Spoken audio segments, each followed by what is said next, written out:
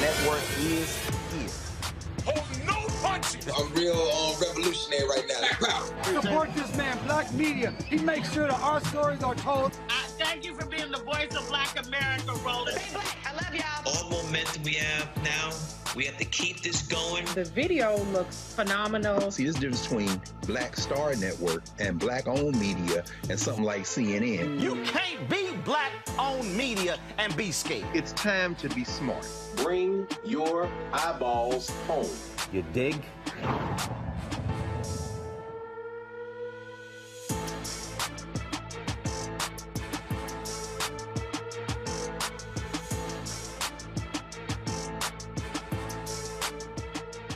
Today's Wednesday, August 10th, 2022, coming up on Roland Martin Unfiltered, streaming live on the Black Star Network. They spent a combined 174 years in prison as a result of the gross misconduct of a Chicago cop. As a result, the convictions of 7 individuals have been overturned. We'll be joined by Cook County State's Attorney Kim Foxx, folks, to talk about this case and why she overturned those convictions. 8 Minneapolis corrections officers of color, they have won a judgment of $1.5 million when they were removed for being able to protect Derek Chauvin when he went in prison. Oh, so remove the black folks and the others, and only have white corrections officers around Derek Chauvin. Yeah, now it's costing them $1.5 million. Republicans, folks, are running this fall on illegal maps in 4 states, disenfranchising black voters. We'll talk with the Brennan Center about that. And Donald Trump, he once said that only mobsters plead the Fifth Amendment when testifying. Well, today, when he sat across from New York Attorney General Letitia James, he pled the Fifth for 4 consecutive hours. Sounds like you guilty. Sesame Place has put in a diversity, equity, and inclusion plan after they have been criticized for ignoring black customers. Also, she was accused of stalking Darius Cooks. Well, my guest, you had on the show before, won and beat him in court. We'll tell you about the update in that particular case. People are still talking on social media. And today's Tech Talk segment, folks, we'll show you an app that can help you determine your hair type, the best products to use on your natural hair. It is time to bring the funk on Roland Martin Unfiltered, the Black Star Network. Let's go. He's got it. Whatever the miss, he's on it. Whatever it is, he's got the scoop, the fact, the find. And when it breaks, he's right on time and it's rolling. Best believe he's knowing. Putting it down from sports to news to politics. With entertainment just for kicks, he's rolling. It's on go, roll, y'all. It's Roland Martin, rolling with Roland now. He's funk, he's fresh, he's real, the best, you know he's Roland Martin now.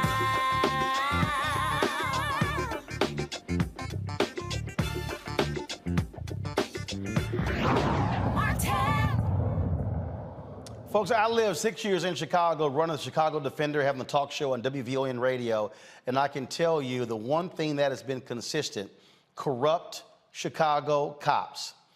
Now, the convictions of 7 people have been overturned as a result of another cop accused of framing dozens of people for murder. It is believed that police detective Ronaldo Guevara framed up to 51 people, sending all of them to prison. 7 of those people spent a combined 174 years in prison. Today, they are no longer felons. Their convictions have been overturned.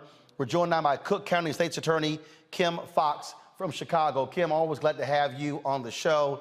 You know, this has to be the worst nightmare for someone where you didn't commit a crime and you were framed for it by a cop, someone who people trust, juries trust, DAs trust, people supposed to trust their work. So what in the hell happened here with this detective?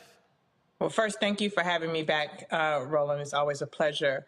But this was a detective who was working in the Humboldt Park neighborhood in the city of Chicago in the late 80s and 90s when homicide rates were astronomical. And he was known in the department as someone who could solve cases that no one else could solve. And the reason that he could solve cases that no one else could solve was because he was cutting corners, because he was coercing confessions, because he was manipulating evidence, and he was essentially, for lack of a better term, hemming people up. And because crime was so bad, because these defendants were largely Latino men, Black men, Latino women, people weren't paying attention. And he was able to, over the course of about 10 years, send a number of people to prison, based on evidence that we would never use in a trial today. So now, what the hell happened? What did previous DAs and prosecutors just simply accept his word and his work? No verification? Was it guns planted? Was it lack of DNA? I mean, how did this happen? Well, it was a mess, right? And some of it wasn't as obvious, right? So you would have an eyewitness who would go and identify the defendant and say that's the person who did it. And what we later found out is that the detective was coercing that, or the detective had told them that's the person who shot your loved one. And then the people would be like, oh, okay, and went along with it. And if it wasn't elicited at trial, you didn't know. There was a case, for example, where there was a photo array where they lay out the photos of potential suspects, where someone identified a different person in that photo array than the defendant. And what Detective Guevara did was take that photo array, put it in a file cabinet in a basement, and it wasn't discovered for 30 years. So this was a guy who had all kinds of tactics that he would use, some not so obvious to people. And again, you had these people saying, hey, he is manipulating things, but they were largely men of color in a high crime neighborhood where it was, are you going to take the word of these men or a noted detective? And most people took the word of a noted corrupt detective. Now, how did your team discover what was going on and discover the truth? So that's the sad part, Roland. When I came into office in 2016, Detective Guevara was known. There had been a report commissioned all the way back in 2013 that found that he had been engaging in these practices and said that the prosecutor's office should look at these cases to see if they should be overturned. Now, my predecessor, Anita Alvarez, got that report in 2013 and did nothing with it. Wait.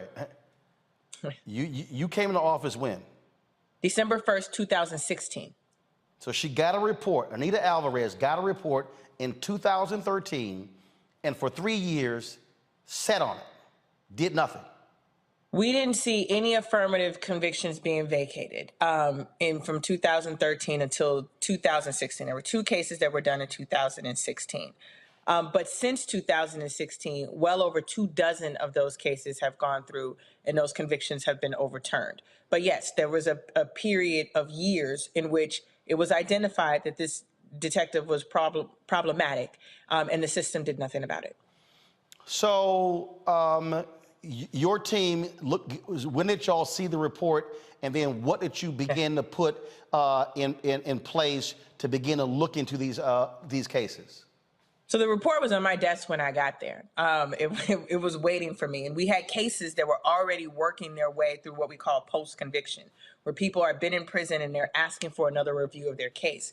And so right when I got there were cases that were sitting and waiting and going to hearings where we were starting to lose.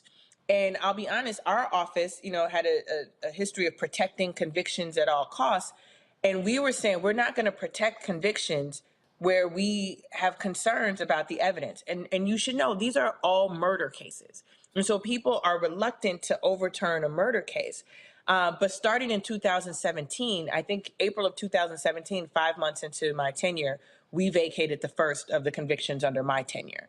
And like I said, since then, through both the courts and through my office saying we are no longer standing by these cases, well over 24 cases have been overturned. Yesterday was the first ever what we would call mass vacating of convictions in one day. 7 murder convictions thrown out, never in the history of Cook County, wow. And I don't in the history of the country. So how many total, so he's accused of framing up to 51 people. How many total cases have been overturned or convictions thrown out? And are you now examining other cases he was involved in? So the number we keep trying to get our hands around, we believe the number is somewhere around 32 cases, not just from my term, but before all of the cases combined.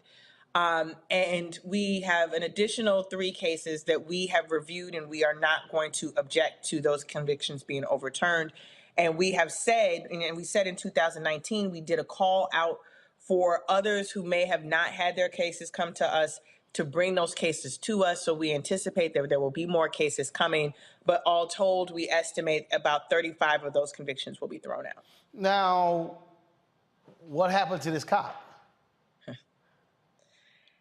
This cop is collecting two pensions, a Chicago Police Department pension and a Chicago Park District pension, and is living in San Antonio. And the unfortunate reality is, much like with, John Burge, who people might not remember as a commander here in Chicago who tortured black men on the south side of Chicago to get them to confess to crimes, and was never prosecuted for the torture he inflicted. He ultimately went to jail for lying at a deposition because of the statute of limitations, which is the amount of time we could take someone to trial. With Detective Guevara, most of his perjury that he committed in these cases, a lot of these acts that he did happened in the mid-90s, which meant that the statute of limitations for prosecuting him for those acts have passed. But we are looking to see, he has been called in depositions. He has pled the fifth. Repeatedly. To your point that you made in your introduction, he will not answer questions about his work. And so we have to look and see if under oath he has given testimony within the last several years for potential perjury charges. So you're telling me a Chicago cop frames nearly 3 dozen people or even higher. Yeah. These people spend years in prison and he's chilling. He's collecting thousands upon thousands of dollars in taxpayer funds, and he's good.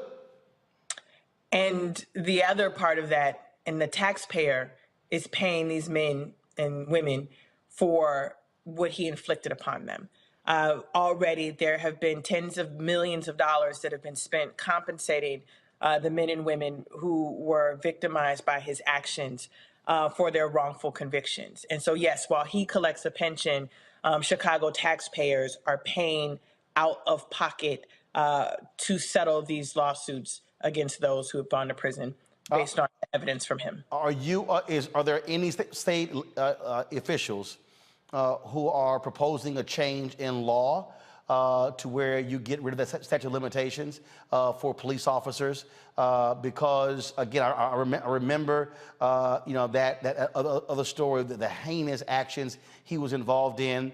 And look, we've seen, other Chicago police officers, and let's be honest, the police union, they're not friends of yours. They don't like progressive DAs because they protect cops like this one here. Yeah, it's been really hard to get movement legislatively around expanding statute of limitations for misconduct. And so we have not seen that at all. I think there is an appetite from the taxpayer. When this news hit yesterday, not a single reporter was surprised. If you've been following Detective Guevara for years, no one was like, oh, how could this happen? There's been this casual acceptance of this terrible behavior and this acceptance of paying out these payouts between Detective Guevara, Sergeant Watts, who was another Chicago police officer for whom we vacated over 200 convictions for shaking down residents of the IDB Wells public housing projects, and John Burge for torture. The city of Chicago, with others, have spent well over $500 million in the course of the last 10, 15 years on police misconduct cases. It is not financially sustainable for us to continue along this path. And the way that we hold police officers accountable is to make them actually accountable. If you have to pay out of your pocket, if you have to acquire insurance to do this work, if you are going to literally be held accountable by perhaps going to prison for your actions, you are less likely to engage in that. And we have not had a robust system of accountability for police misconduct here in Illinois. That is so unfortunate. And look, last point here that we have to deal with. This stuff like this is one of the reasons why residents in Chicago don't want to talk to cops, don't want to share information when it comes to wrongdoing. You mentioned the other, and look, we're talking white cops, Latino cops, black cops. So this ain't a white thing in Chicago, because the Watts cop, I believe, African-American you're talking about. And so shaking folks down, not trusting. This is precisely why there's a level of mistrust in Chicago and why you have, low rates of closing cases, because people can't trust who they're talking to. That's exactly right. You know, people try to knock me. Why do you spend so much time going back on these cases? Because the neighborhoods most impacted by violence, Roland, have the least amount of trust in law enforcement. And it's not from some like made up myth. It's because they know Sergeant Watts. It's because they know Reynaldo Guevara. It's because they know Burge. And so if I don't trust when I pick up the phone that I'm not going to get a corrupt cop, I'm just not going to pick up the phone. So this is righting the wrongs of the past, but it's also affirmative public safety measure to make sure that people can trust us, so when something harmful happens, they can call us. And so people try to separate public safety and justice reform. You cannot have public safety without meaningful justice reform, which is why I'm committed to doing this work while I'm here. And this is precisely why you were elected, you were re-elected. People trust you in doing so. And this is why we got to have more DAs like you, because they all too often, historically, you've had district attorneys who have refused to go back and look at cases. Craig Watkins did it in Texas. It's happened with other DAs. And you right the wrongs of the past as opposed to protecting individuals who have done wrong. And so, State's Attorney Kim Foxx, always a pleasure. And again, I'm glad to see the people there in Cook County re-elected you, because they want to see restorative justice, and it's needed. Thank you, Roland. Appreciate it. Bringing my panel right now, Robert Patillo, Executive Director, Rainbow Push Coalition Peachtree Street Project. Monique Presley, legal analyst, host of Make It Make Sense with Monique Presley. Dr. Jason Nichols, Senior Lecturer, African American Studies Department, University of Maryland, College Park. Robert, I'm going to start with you. You're there in Atlanta. We've seen the same thing where you've had DAs going back and looking at cases. And this is also an example, like I said to State's Attorney Kim Foxx, why people in neighborhoods where you have high crime, they just don't trust the police. You know, you're exactly right. You can go back to a Malcolm X speech from about 60 years ago, where he says the neighborhoods that have the highest crime also have the highest levels of police presence. And that doesn't make sense. What ends up happening is people lose all trust in police. You have corruption, which runs rampant in these systems. You have absolutely no accountability. Police departments around the country and the fraternal orders of police have realized that they can shake down public officials by simply not policing, allowing crime to go up, and therefore negating any efforts at criminal justice reform or police reform, which may take place. Not to sound like a broken record, but this is one of the reasons we have to end the practice of qualified immunity for police officers. Instead of them collecting a pension and waiting for the statute of limitations to run out, they should be able to be sued in their individualized capacity by the families and by the individuals that they have wrongly jailed, and they should be paying these settlements to the families, not the city, not the taxpayers, for their own individualized torts that they have committed. This gives each individual officer an incentive that will force them to curtail their actions, because if you know you're going to lose your pension, lose your retirement, lose your home, lose your vacation home, lose your kids' college fund, lose your boating, your car, and everything else, well, then maybe you won't commit some of these literally crimes against humanity that have been committed by officers around the country. So it's time that we take this issue of police reform seriously. We have individualized DAs and state's attorneys around the country that are addressing it, whether it's Fonnie Willis here in Atlanta, Marilyn Mosby was doing such in Baltimore, Kim Foxx, Letitia James, and others. But at the end of the day, we need to have the legislative partners in state houses and the federal government around the country that are willing to give them the tools needed to bring bad cops to justice and to get some of these people who have been victims of this broken criminal justice system the type of relief that they deserve. You know, Monique, a lot of people, you hear these Republicans and conservatives attacking progressive DAs. You hear them talking about the George Soros-funded DAs. These are the type of DAs that we need in office. The people who are not going to protect thuggish, rogue, corrupt cops, the people who are not going to protect their predecessors who sat on their asses and did nothing. This is the kind of folks we need in office because the public should be able to trust a police officer or a DA. And this is a damn shame here, the folks who spent all these years in prison who were innocent. Yes, these are the kinds of DAs that we need. And the real shame to me is that in our own communities, they do not get the support that they deserve. That some of the most targeted attacks against these DAs that are running for office come from our own communities. And to the point of the Soros backing, if it's true, so what?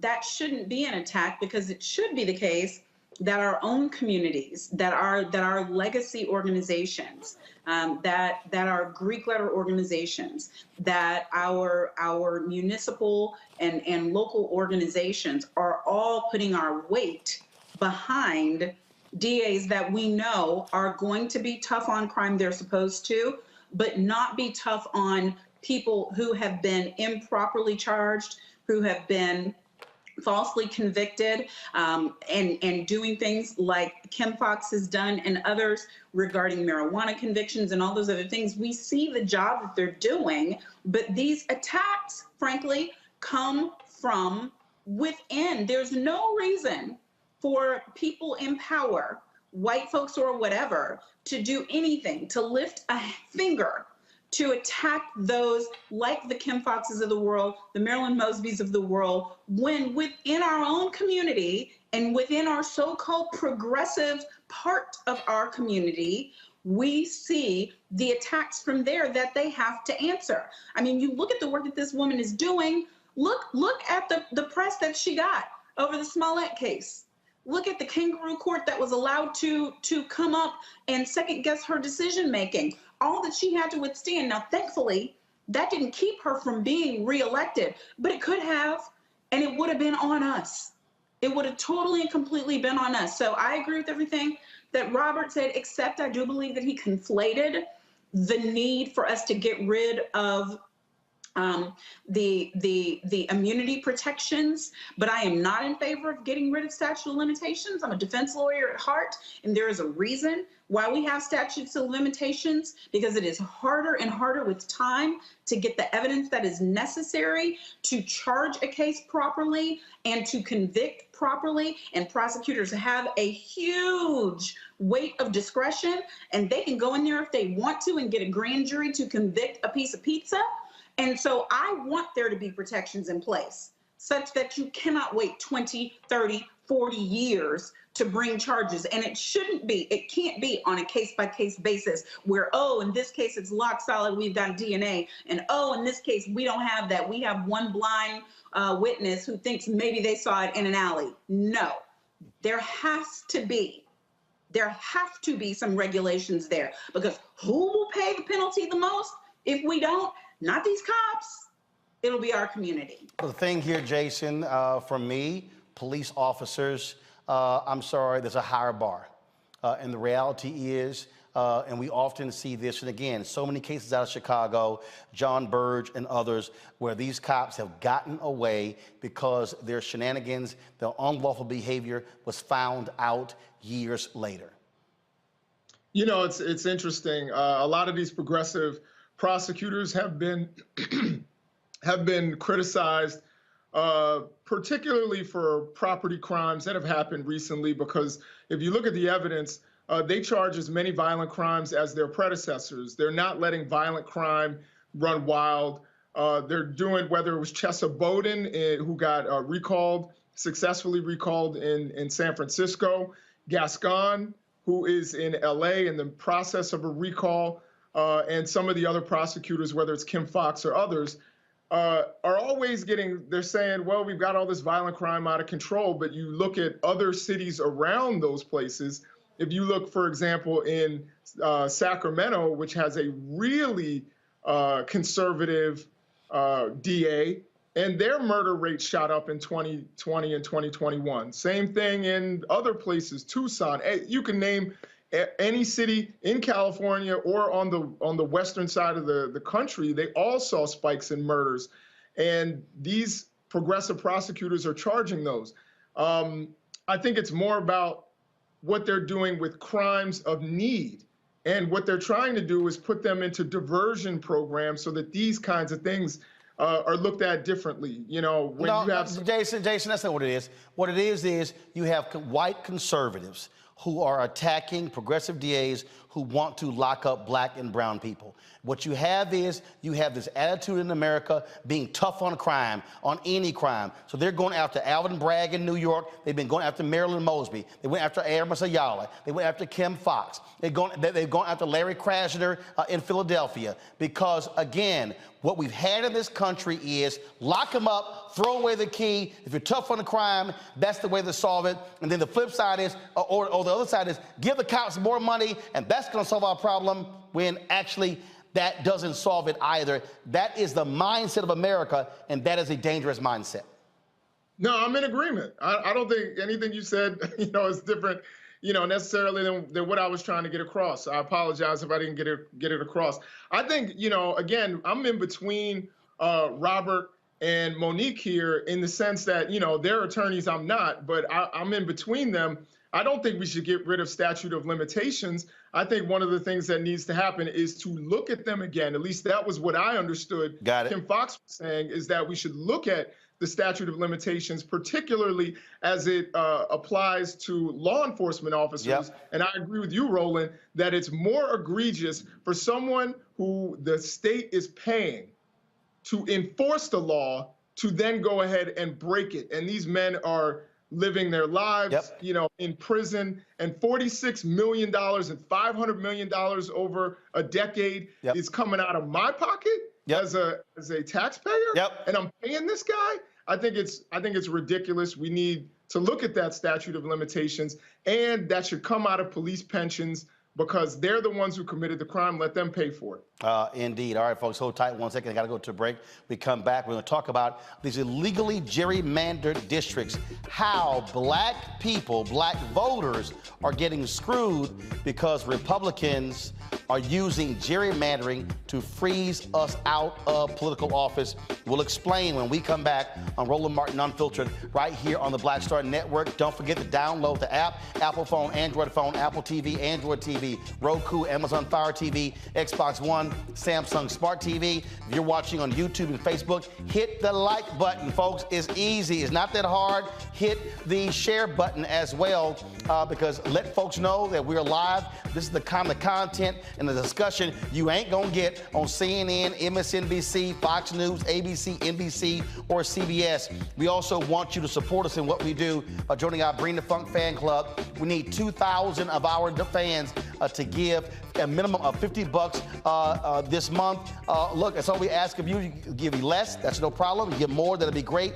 To raise $100,000 to continue to do the work that we're doing. And so to do so, check in money orders. Go to P.O. Box 57196, Washington, D.C. 20037-0196. Cash App is $RM Unfiltered. PayPal is R Martin Unfiltered. Venmo is RM Unfiltered. Zelle, Roland at RolandSMartin.com. Roland at RolandMartinUnfiltered.com. We'll be right back.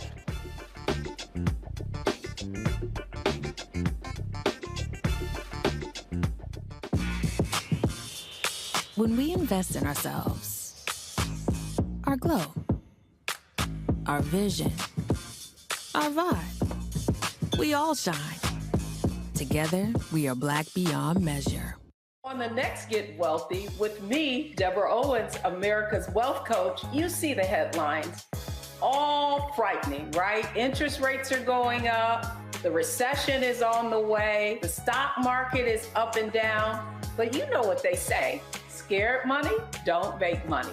That's why I'm excited on our next Get Wealthy to have a conversation with someone who has written a new book, Fearless Finances, and she's going to share exactly what you need to do to secure your bag regardless of the ups and downs of the economy or the stock market. Oftentimes you can start with as little as $5. That's right here, only on Get Wealthy on Black Star Network. When we invest in ourselves, we all shine. Together, we are Black beyond measure. Next on the Black Table with me, Greg Carr. Succession. We're hearing that word pop up a lot these days as our country continues to fracture and divide. But did you know that that idea, essentially a breaking up of the USA, has been part of the public debate since long before and long after the Civil War, right up to today? On our next show, you'll meet Richard Crichton, the author of this book, who says breaking up this great experiment called America might not be such a bad thing. That's on the next Black Table, right here on the Black Star Network. What's going on? This is Tobias Trevelyan. Hey, I'm Amber Stevens-West. Yo, what up, y'all? This is Jay Ellis, and you're watching Roland Martin Unfiltered.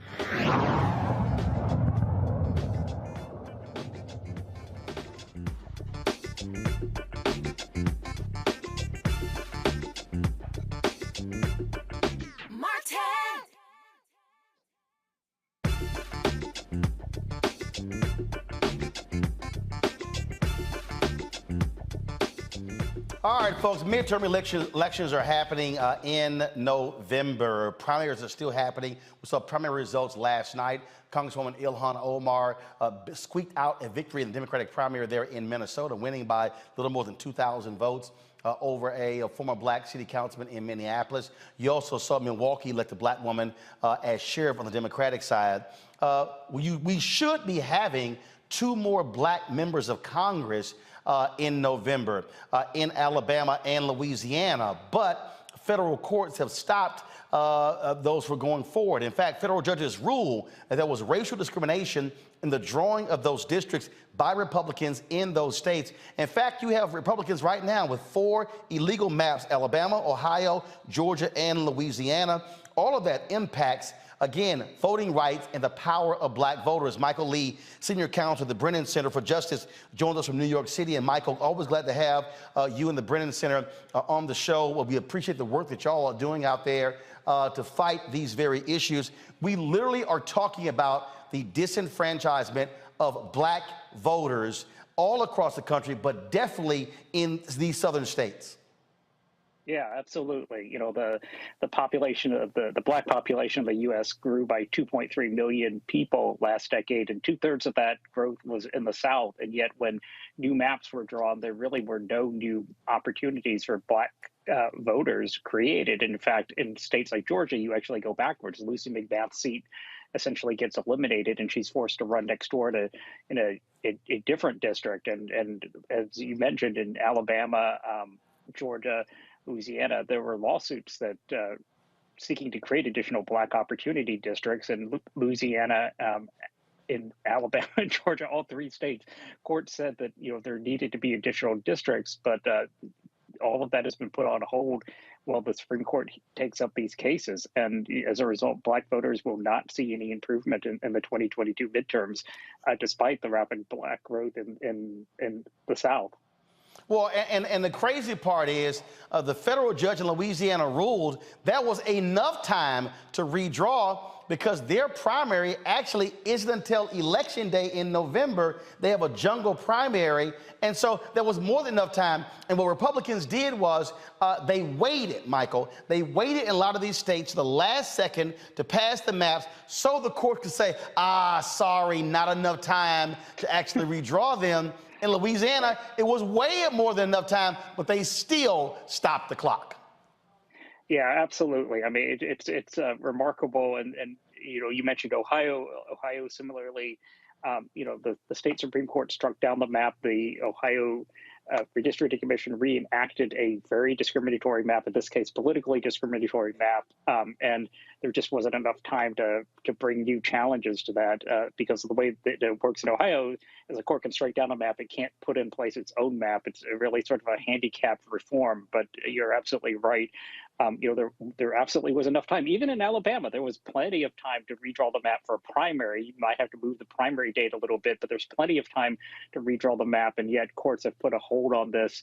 And it really is remarkable because none of these rulings, especially in the South, was very controversial. The law in this area is very clear. In Alabama, the three-judge panel that struck down the map included 2 Trump appointees, so hardly a radical panel at all. And they issued a 200-plus page opinion that said, hey, Alabama needs to have 2 black districts out of the 7, which will be roughly proportional to the black population of Alabama.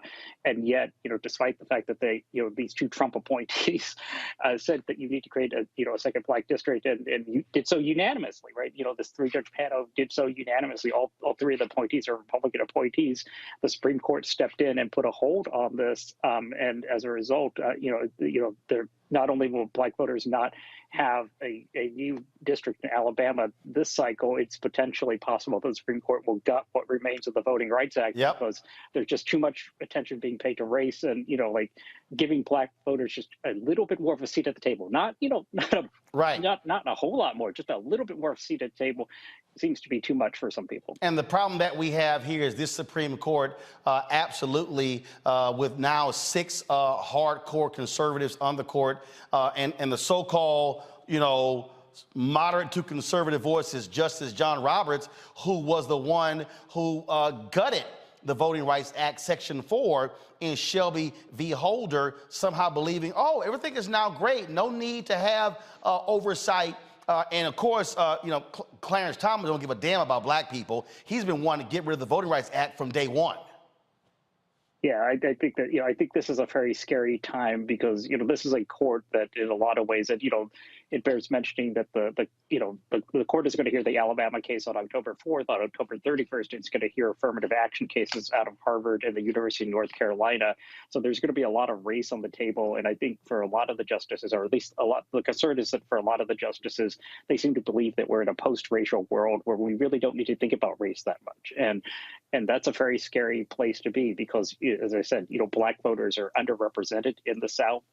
They're really, black voters are punching below their weight because of the way that these maps are purposely designed to break up black communities and to disadvantage black voters. And yet, the courts seem to not really care. And that's a very disturbing place for us to be in 60 years after passage of the Voting Rights Act. And Michael, and the last point here, one, the Supreme Court has already said, oh, we can't rule on political gerrymandering, leave it up to the states. Well, if you've already politically gerrymandered the state districts, then guess what? They then control the legislature and control the state Supreme Court, so you're screwed.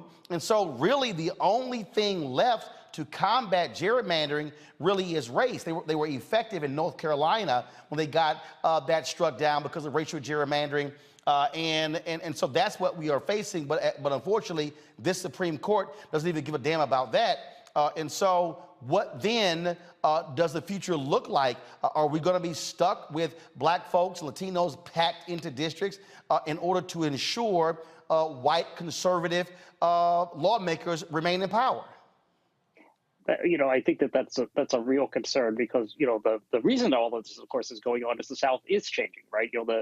People of color are increasingly effective in winning elections. Georgia is a prime example of that. And last year in the Senate races and also the presidential race, and so black voters and Latino voters are becoming increasingly powerful, and that scares the people, because it challenges the status quo. And I think you're seeing that. Unfortunately, the court has really messed up the jurisprudence. You mentioned the partisan gerrymandering, really like green-lighted partisan gerrymandering, but now what you're seeing in the South is people defending racially discriminatory maps on the basis that, oh, well, we were just discriminating against Democrats. And lo and behold, they happen to be black and Latino, but we weren't discriminating against them because of their race. We were discriminating against them because they're Democrats. And you, the Supreme Court, have said that that's okay. And that is like a bad place to be if the Supreme Court and courts are not willing to closely delve into and try to parse out the difference between race and politics. If they just are very superficial, and states may get away with a lot of pretextual justifications, and it may turn out that the decision greenlighting partisan gerrymandering really greenlighted a lot of racial discrimination as well. Indeed. Michael Lee with the Brennan Center. We surely appreciate it. Thanks a lot. Yeah, thank you for having me. Indeed. Jason, I want to start with you. It's amazing when I hear these people say, oh, Roland, you're always talking about voting. Voting not going to solve anything. So so I'm always trying to connect the dots. I believe you got to walk folk through the facts and connect the dots. Folks, this is real simple. If you don't vote, if we also as black people don't maximize our vote, then we are guaranteeing what Michael just talked about. We're guaranteeing the Republicans will be able to keep controlling state legislatures with supermajorities.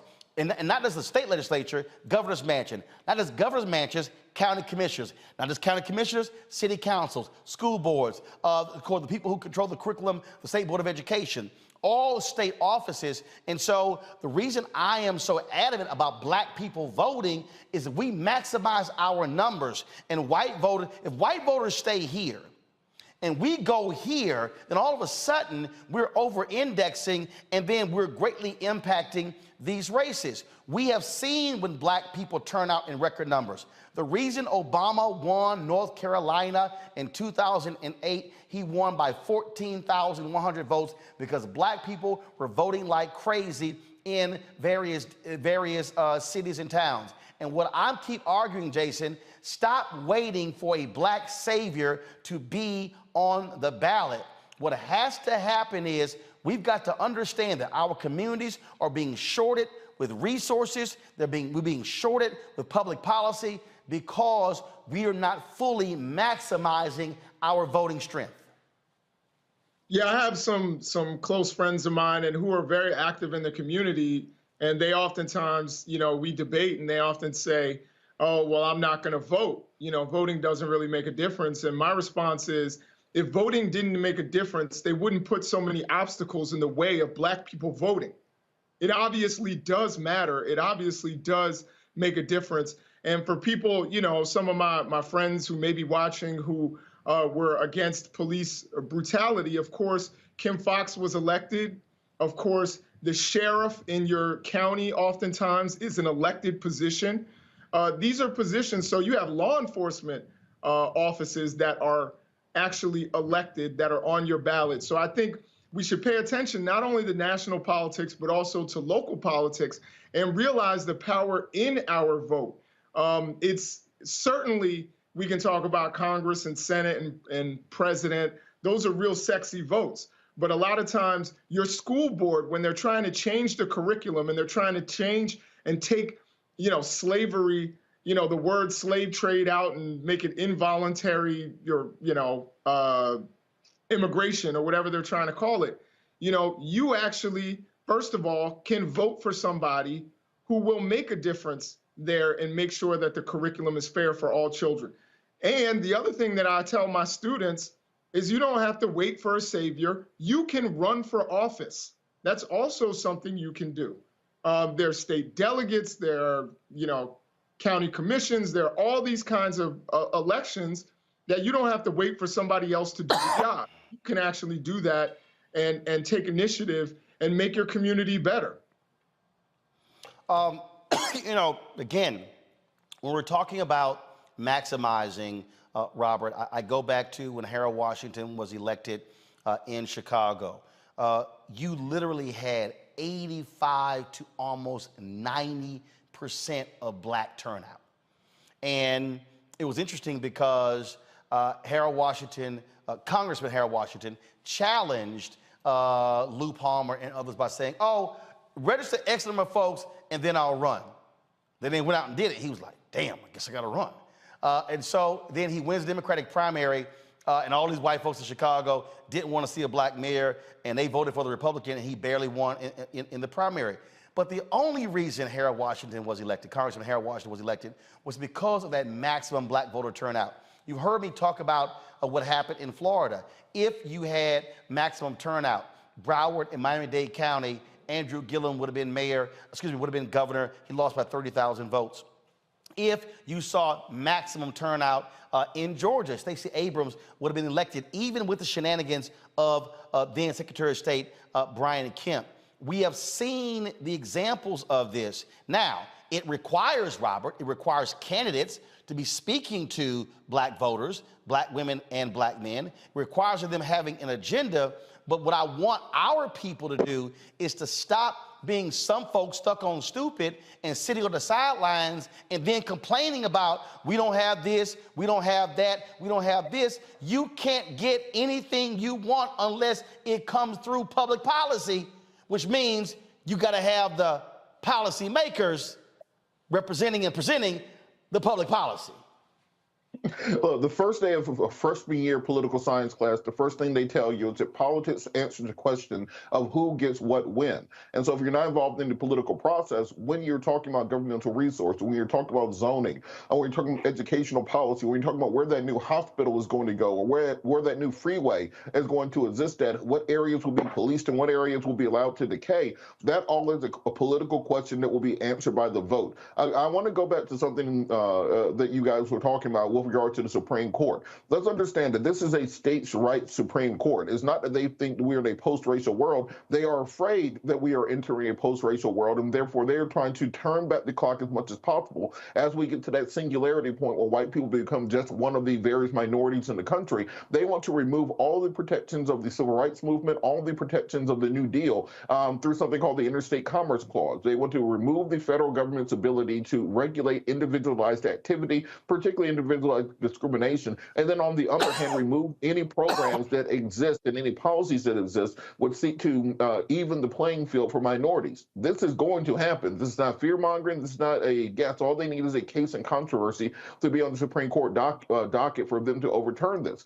Therefore, we have to be prepared for that moment. We have to be prepared for the new paradigm that we are entering into. And right now, I think we are woefully behind because we need to be putting together the apparatus to attack things on the state and local level instead of focusing on the federal government, because the battle for the next decade of American history will happen at the state and local level, and that's going to involve record numbers of voter registration, record numbers of get out the vote campaigns, because if you're looking at a state like Georgia, where it's 35% African Americans, 20% Latino, 15%, around 10 to 15% Asian American, 52% women, that state should be a solidly blue state. Why does it vote red? Why is it all of these statewide elected officials are Republicans? Because of voter suppression, because of a lack of organization on the statewide level. We need to prepare for that and know that this is the battle that is coming. We often get blindsided by things that are very, very obviously down the pipeline, and that's what we need to be preparing for now. Well, Monique, there are people like Black Voters Matter. They understand this. They've been articulating this, not just focusing on congressional federal races, but also those critical statewide and local races. Absolutely. And all politics are local. You know, we say that because it is true. But yes, Black Voters Matter Fund, other organizations that are similar to it, even campus voter organizations. I spoke with a student from one yesterday, and they all know that the things that matter most to us, it's not that these federal elections don't matter. Obviously, they do, because we can see all of the damage that was done at the federal level from the last administration. But the local level also matters, and you will find that it matters sooner and longer. So I commend all of the efforts of organizations such as BVM, local and national. They work, obviously, they partner with other organizations. It's not that they are a central organization that does all the work. They fund organizations that are on the ground that are demonstrating, doing the work. And I believe that it's making a difference. We've seen such great results so far, especially in the Southern Belt, and I expect for that to continue. I'm rooting for it to continue in my home state of Texas, personally. All right, hold tight 1 second. When we come back, folks, we're going to talk with a woman who's been in a legal battle with social media cook Darius Cooks. There's a hashtag called Darius Crooks. There's been a lot of back and forth here in court yesterday. We'll talk to her and find out what actually happened in court. Don't forget, folks, you're watching Roland Martin Unfiltered. Support us in what we do. Download the app, the Black Star Network app, all platforms. Apple phone, Android phone, Apple TV, Android TV, Roku, Amazon Fire TV, Xbox One, Samsung Smart TV. And of course, you can also assist us in what we're doing by joining our Bring the Funk fan club. The goal yearly is to get 20,000 fans contributing on average $50 each to raise $1 million to support our journalistic efforts. You can assist us right now by, again, joining us. Goal to get 2,000 folks this month alone. P.O. Box 57196, Washington, D.C. 20037-0196. Cash App, $RM Unfiltered. PayPal is R Martin Unfiltered. Venmo is RM Unfiltered. Zelle is Roland at RolandSMartin.com. Roland at RolandMartinUnfiltered.com. We'll be right back.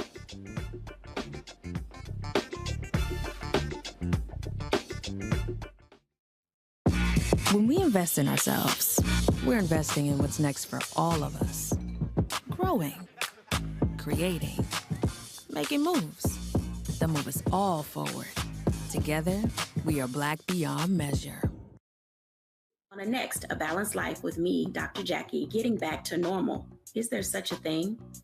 We're about to send our kids back to school when we literally have more questions than there are answers.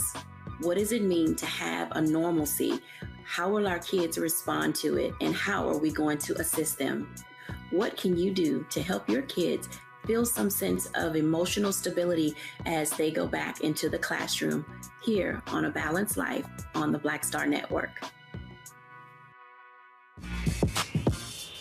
When we invest in ourselves, our glow, our vision, our vibe, we all shine. Together, we are Black beyond measure. We're all impacted by the culture, whether we know it or not. From politics to music and entertainment, it's a huge part of our lives, and we're going to talk about it every day right here on The Culture with me, Faraji Muhammad, only on the Black Star Network. All right, folks, you see me rocking the Shibori Pocket Square. We have those on RolandSMartin.com/pocket squares. Y'all know I can't do the regular stuff, the little board and silk pocket squares. I keep telling Jason and Robert they need to step their game up when it comes to how they look, so they can do so. You can either get the Shibori Pocket Squares, that's the one I'm rocking, these right here, or you have these customized feather pocket squares. My sister does an amazing job with those. There's some great clients who have been blessed with those. And so, all you got to do is go to RolandSMartin.com/pocket squares. Yeah, Monique, trust me, you can go ahead and get that too for your son. Trust me, it'll look good. So step your look up, folks. Don't keep it plain. Don't just get that boring white pocket square or silk. Go ahead and have some color, have some flair, and have some swagger. Again, go to RolandSMartin.com/pocket squares. All of our fan club members, you get a discount. So be sure to go to the website and make it happen.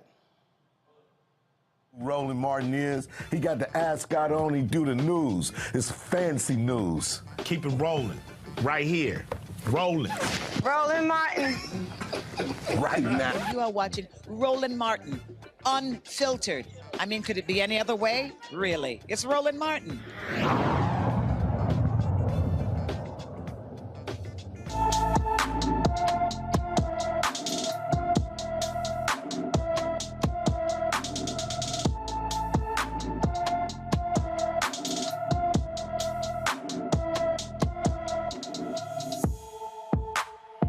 Folks, Nina Liscum has been missing for quite some time. Folks, the Coweta County, Georgia Sheriff deputies are searching for her. She's 82 years old. She has early-stage Alzheimer's disease. Ms. Liscum went missing Tuesday between 1 a.m. and 3 a.m. She was last seen wearing a black shirt, pajama pants, and black house shoes. Anyone with information on Nina Liscum should call the Coweta County, Georgia Sheriff's Office. The number, folks, is 770-254-3911, 770-254-3911. All right, folks. So we told you about this story that has been talked about on social media. All this back and forth between people who have purchased goods and services and with Chef Darius Cooks. Well, then he had this legal drama. So he got a temporary restraining order, or tried to get one against someone who he said was targeting him, was stalking him. And so they've gone back and forth with court delays this month. Well, they actually had a court hearing just the other day, and he lost. My next guest was the one who's been going back and forth in court with him. She joins us right now to let us know exactly what took place. Mel Ford, how you doing? I'm doing great, Roland. Thanks for having me. This legal battle, this back and forth. He's been, we talked about it before, where you know, y'all had you were supporting him previously, but then he was highly critical of you, highly critical of some things that you said about him, and now all of a sudden, I've lost you, Roland. No, we're still here. We have you. We have you, and I see you. We have you. Okay, go ahead. Okay. Sorry. So, what actually happened in court where he accused you of stalking? Well, in short, he lost. He could not prove by any preponderance of the evidence. And it was a frivolous case in the beginning, but in short, he lost. Darius Williams did appear in court. And so one of the things that happened there in court, where video was also shown, your attorneys, his attorneys were there, and so there were statements that were made in court where video contradicted what he actually said happened. Absolutely. This has been an ongoing situation with Darius. He has a habit of saying things that aren't true. He continues to this very day. After losing, he went on one format, YouTube, I believe, a 2-hour rant, waving papers, showing his laptop, playing police video cam, frothing at the mouth, about everything that he had tried to present in court and presented in court that didn't help him. I've always said, Roland, one of the things that's really disturbing about the situation is you have someone who seemingly had some talent, but this gentleman has taken, and I use that term very loosely, a snippet of facts sometimes, and he distorts it, and we have a community of people who are followers because of a macaroni and cheese recipe or a funny video, and he says all these destructive things, and it's really a shame, and it's really harmful, and he continues to do so. One of the reasons why you have continued battling this, because you said this is about clearing your name as a result of what has been said about you and how you and your husband are now seen on social media as a result. Absolutely. It's been really, really challenging. Without repeating a lot of the disgusting things that he has said, he just continues to go after me, go after my husband. But again, he has a habit of going after anyone that presents facts and that refutes his bad behavior. And these things are his own fault. We are still waiting. And if you recall last time, this started back in 2016. This man, because I said, listen, I see your behavior. I don't want to have anything to do with you and your book club, and said it nicely and privately. He went online and told people that he had dismissed from the book club as a result of finding out and tracing my IP address and determined that I was the one who was sending him hate mail and death threats via email. Now, we've not seen any of that, and you won't see it because it never happened. What he does continue to do is to play a 2016 voicemail message from me in which I say good morning, and I ask him, I don't know why you can't be mature, why are you doing this, and said what I had to say, and then got annoyed, and then I think I used an expletive maybe once, perhaps twice. But he thinks that clears him. It doesn't. It is beyond me and beyond comprehension for me why he tends to do the things that he does. And I've got to wrap my brain around. I probably never will understand, because it is a fool that tries to rationalize irrational behavior. And this man is irrational. I truly believe he is deeply disturbed. He presents normal. But, and this may be a stretch, but so did Jeffrey Dahmer. I mean, people thought Jeffrey was just quiet and working at the candy factory, and little did anybody know Jeffrey was at home eating people. I know that's a lot, but I feel similar to Darius Williams, Darius Cooks. He presents as this, he has moments where he presents as this funny and engaging individual, but cross him, or for him to feel crossed, he's going to create a narrative or attempt to create a narrative where he is right, you are wrong, and he doesn't care what you say.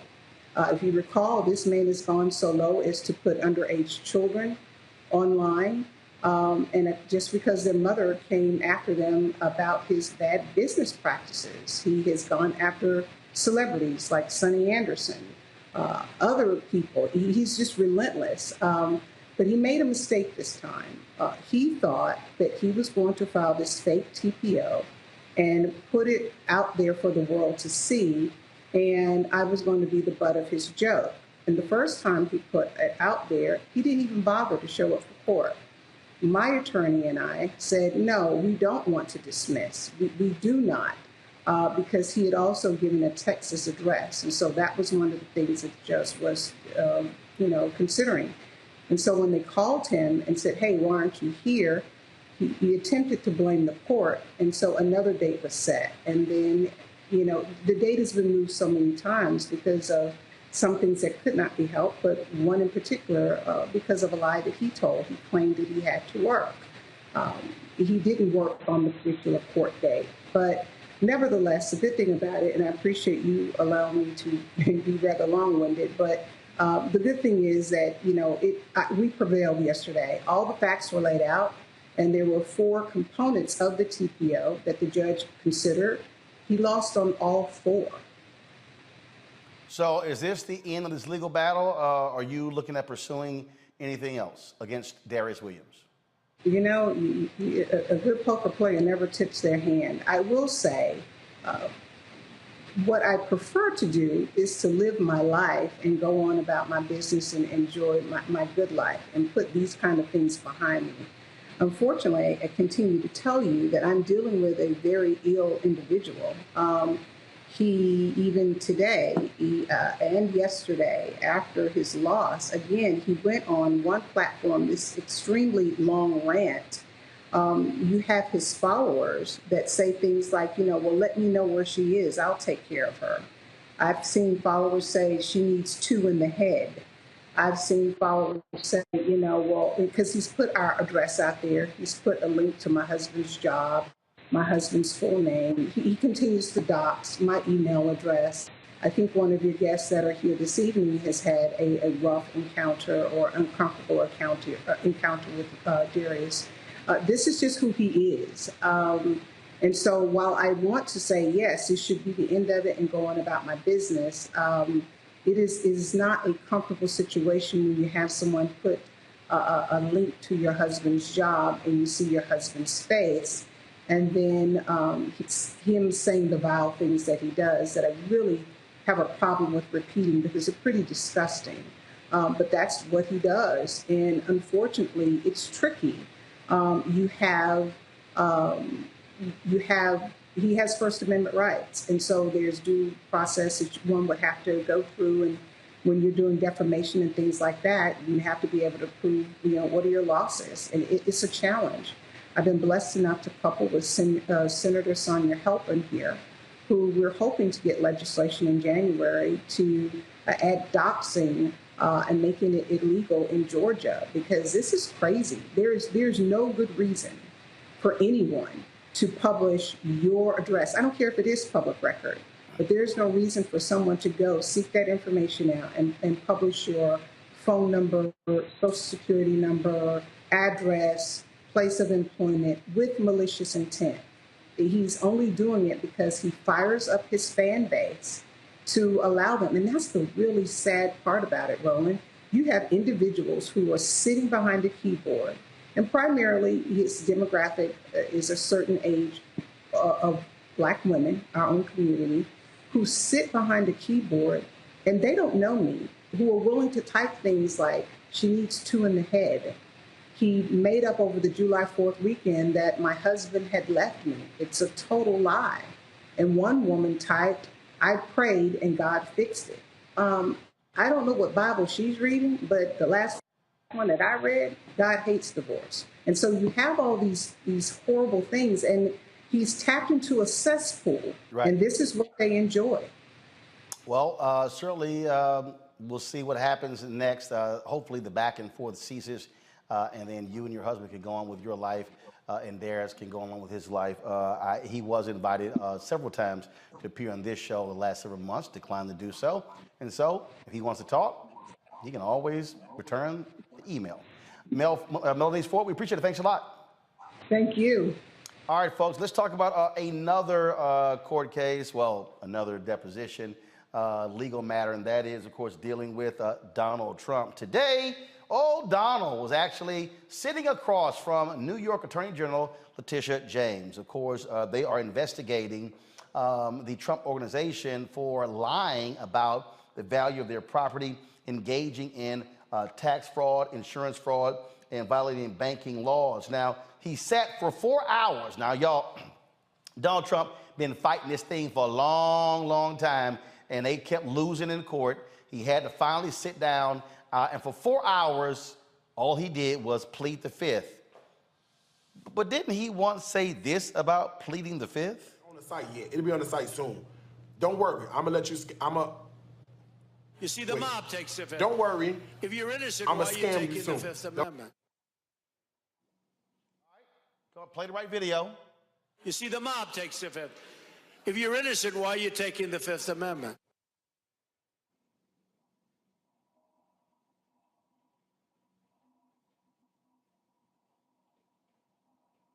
You see, the mob takes the fifth. If you're innocent, why are you taking the Fifth Amendment? That's a good question, Donald. If you're innocent, why in the hell did you plead for the fifth for 4 hours? Tish James showed up for this deposition, Monique, and sat across from him the entire time. You know they had to pain him to have to look at a black woman for 4 hours who's been breathing down his neck, who he's been trashing left and right.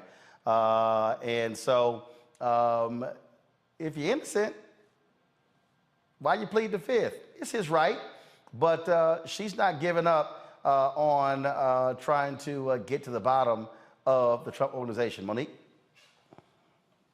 Right. So there's plenty of reasons why, if you're innocent, you would still plead the fifth. He was ignorant when he made the statement. He wasn't ignorant today when he followed his lawyer's advice and asserted his Fifth Amendment rights against self-incrimination. You have to be very specific about that, though. So it would have to be true that there is an investigation afoot, or a very real chance that you could be exposed to criminal sanctions or criminal liabilities if you answer the questions. So there will be an adverse inference against him. That's the way the law works. If this moves forward and it goes to trial, then the fact that he refused to answer will, his right to remain silent will, in a civil case, be used against him.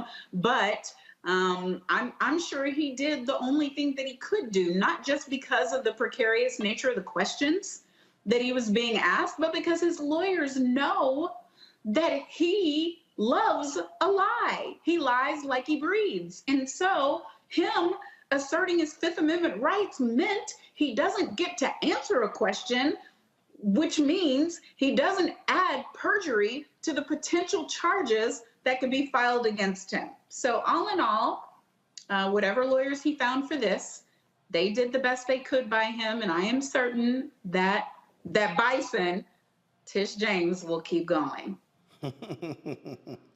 Robert. You know, I find it interesting, particularly in this case, because if you look at the last 2 weeks for Donald Trump, it reads like something out of a Shonda Rhimes show. You know, a couple weeks ago, your ex-wife falls down the stairs, you bury her on your golf course. Then after that, your house in Florida gets raided by the FBI. Then a couple of days later, you're sitting down for a deposition in New York for your other criminal case. At the same time, your other criminal case in Georgia, there's subpoenas being issued for Rudy Giuliani, your former lawyer, and for Lindsey Lindsey Graham. You can't make this kind of stuff up. I think that's why you don't have shows like Scandal and House of Cards on TV anymore, because reality has become far more absurd than anything that a writer could put into one of them. I think that Donald Trump, the reason he took the fifth is because he had to take the fifth. There was absolutely no benefit to him for testifying. The only thing he would do is put himself in a place where he will commit perjury, either knowingly or accidentally. And quite frankly, I'm glad that he finally got himself some real lawyers. I want people who still believe in this stop the steal stuff to notice something. The lawyers that Donald Trump was using to go around the country to challenge all the elections, the TV lawyers, the Rudy Giuliani's, etc., they're not here for the actual criminal cases. The reason is he understands that you need a real lawyer because he might land his ass in jail. So he went out there and hired some real people, not these cartoon lawyers that he had previously. So these are important things to watch. We're going to see these develop going forward. But these prosecutors are not playing with them. He understands that, and the chances of jail time go up with each case. The idea that he will get free of all of these cases, he's not Frank Underwood. Some of these are going to come home to roost on him. Jason, bottom line here, here's a man, he lies about lies. And look, in the fact of the fact, this fool, we know he's lied about the value of his property. He lies to tout it, then he lies, and by lowering it for tax reasons, they got the goods on his ass and they know it. And I can't wait till this thing goes to trial. Yeah, I think the evidence is overwhelming. You know, from what I've read, I don't think Tish James actually needs him to make a statement. And I think, you know, it's possible that some of these other people are gonna, you know, do the speaking for him. What is it, Goldblatt? I'm forgetting the gentleman's name. At any rate, and Michael Cohen, I think, gave a lot of evidence in that particular case. I think that one of the things about Trump is I know it pained him to take the fifth. I think he wanted to talk because he thinks he can outsmart people. And so, you know, for his personality, for him to have to remain silent and not, you know, with the hubris that he has and the ego that he has, and to sit across from a black woman and know that she has him in checkmate, I think frustrated him to no end. This is why, of course, he went right after that deposition and went and, you know, released this long prepared statement that I'm not sure he prepared, but I'm sure he had some input on it, because I think it pained him to know he's being outsmarted, to know that he really had nothing to say. He couldn't retort back. He was president when it would have been best for him to stay quiet, but he had to talk. So I think, you know, pretty much his lawyers twisted his arm for his benefit, and that's why he pleaded the fifth. Robert? I think Jason is absolutely correct on that. I think going forward, we're going to see him being hauled before more and more DAs for depositions. He'll be hauled into trial. I think that Republicans are delusional on this idea that Donald Trump is somehow going to run for president in 2024, and especially win the presidency in 2024. This concept is foreign, and I think this is what makes the raid on Mar-a-Lago even more significant, because people are saying, well, this is just a ploy to stop him from running in 2024. No, this is because he's committed so many crimes that there are no longer any places to hide them. The real question is going to be whether or not Trump flees the country before 2024, not whether or not he runs for president in 2024. Absolutely. I just love the fact that he finally has to sit down. He fights these things left and right, and now it happens. He did issue a long statement. I don't really give a shit. I'm not going to read it. All right, so let's go to our next story. Sesame Place says it is expanding its diversity, equity, and inclusion efforts following a class action lawsuit alleging racial bias. This is after a black family accused Sesame Place Philadelphia, a Sesame Place Philadelphia character, of performer of racial discrimination. The family says employees dressed as Sesame Street characters only interacted with white visitors during a meet and greet event. By the end of September, all Sesame Place employees will undergo training and education programs led by national experts. Sesame Place, the parent company, is SeaWorld Parks Entertainment. They did release a following statement laying out terms of their initiatives and what it is they are trying to do, and said the racial equity assessment will include a review of policies, processes, and practices that impact guests, employees, suppliers, and the community to identify opportunities for improvement. This is what we call, Robert, quickly try to save your ass.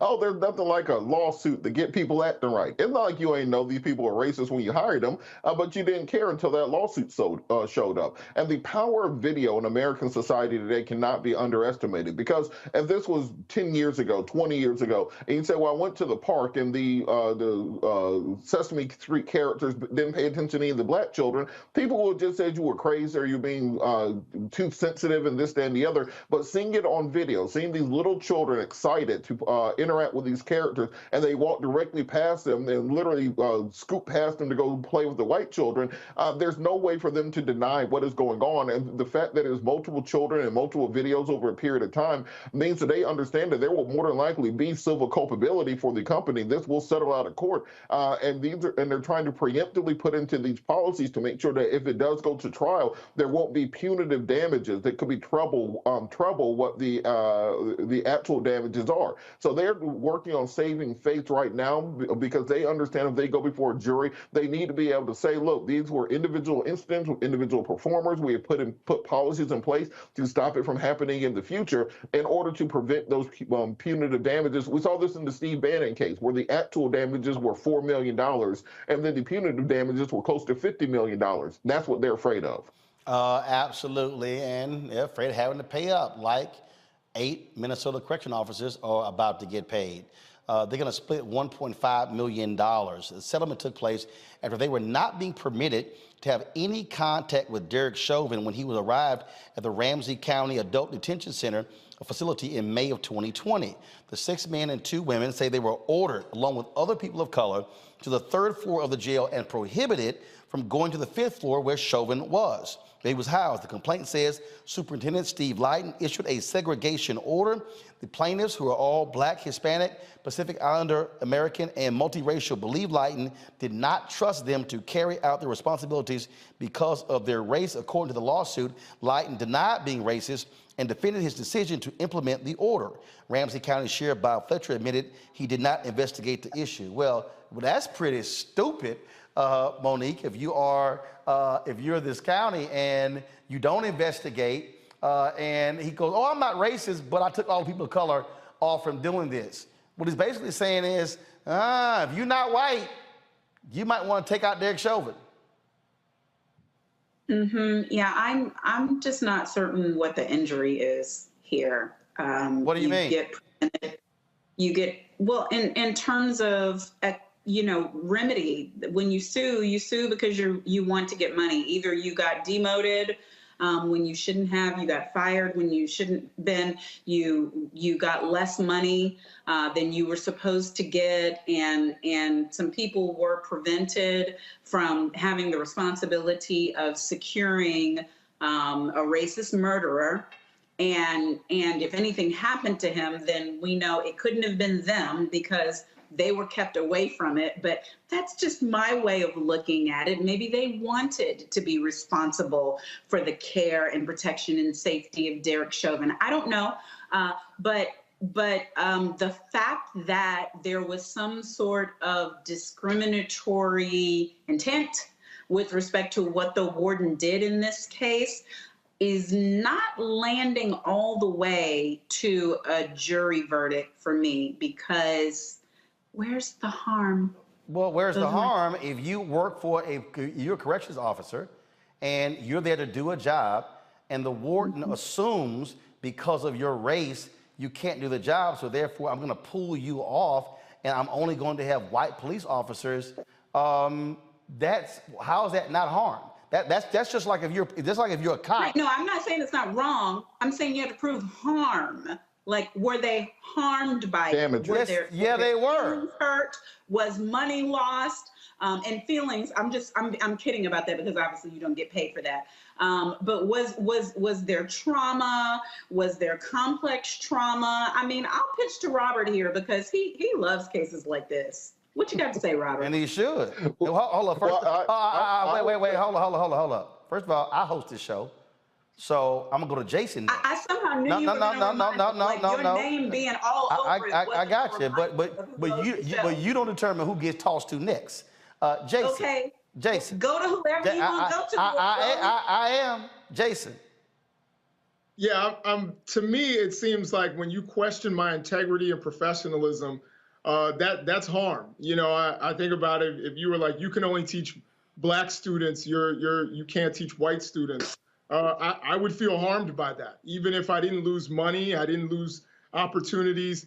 If you tell me I can only teach one people, or if I'm only qualified, or you only trust me to teach one group of people, I would consider that, something that harmed me, particularly when it's done by my superior. I also have never heard of, a situation where a black person in custody was only handled by black people because, they thought that white people were not professional enough to do the job. I think, again, I'm not the attorney here, but I certainly, can see how somebody would feel that was not a fair decision, particularly when these are professionals. This is their job. They deal with murders and sex offenders and all kinds of things that would offend anyone. You're guarding a child molester. Who doesn't that offend? But they don't sit there and say, well, no, you can't guard this person because you have children. So to me, it makes sense that they should get, there should be a policy change and that they should get some compensation for this. Robert? I think we have to look at the conceptualization of damages in the law, which is that when you plead a case, it can't simply be the question of if there was a harm, if there was an injury. You have to show pecuniary damages that took place as a result. As Monique said, whether or not you loss of opportunity, loss of employment, loss of overtime, for example, is a good example. They can prove that, well, I would have done XYZ additional hours, and therefore I should be compensated for that loss of opportunity. That can also be a cognizable set of damages to justify a settlement. I haven't read the case, but I would assume there'll be something along the lines of the reasoning of intentional infliction of emotional distress, career stagnation, anything that you can do to show that you lost money or somehow were injured by this, that can be the basis of damages going forward. So if you look at the settlement amount, you're talking about $1.5 million split between 8 people, taking out attorney's fees for that. So it wasn't some sort of massive amount of money that these officers are getting.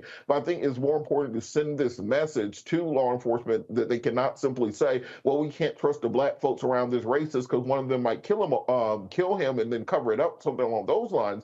I don't think that is appropriate in any context. And this lawsuit is more so the court making an example out of these people, not enriching somebody, but sending a message to the entire law enforcement apparatus that this is not appropriate going forward. And how about this here? How about just simply let folks do their jobs and you don't remove them because of their race? How about that? That's kind of basic to me. That's what you should do. It is basic.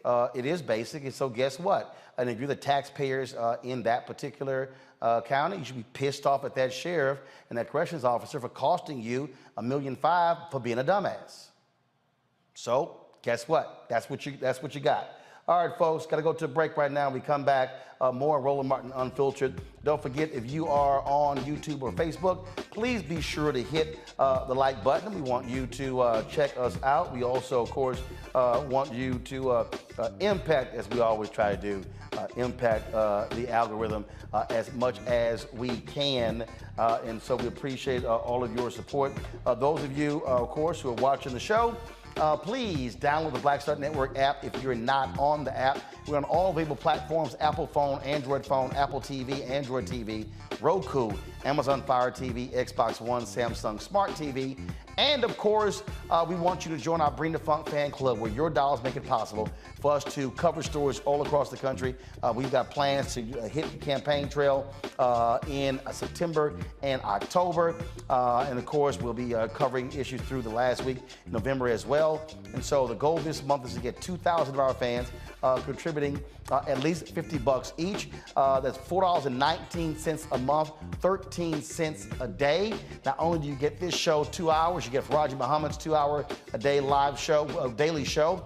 You get weekly shows by financial show Deborah Owens, a wellness and balanced living show, Dr. Jackie Hood Martin, culture show from Dr. Craig Carr, and of course, the entrepreneur tech show with Stephanie Humphrey called The Pivot.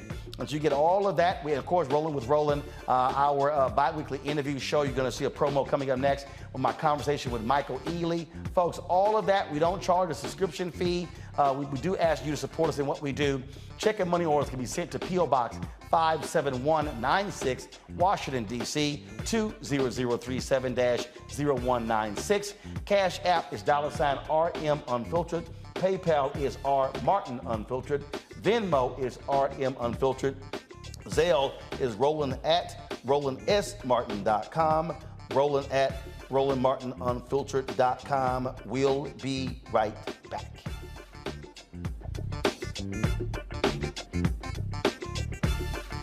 I challenge myself as an artist and knowing that I'm going to challenge the audience, right? So oftentimes you come into this business off of one project where everybody's like, ooh, you stand out. Okay, for me it was Barbershop, Ricky, da-da-da-da-da-da.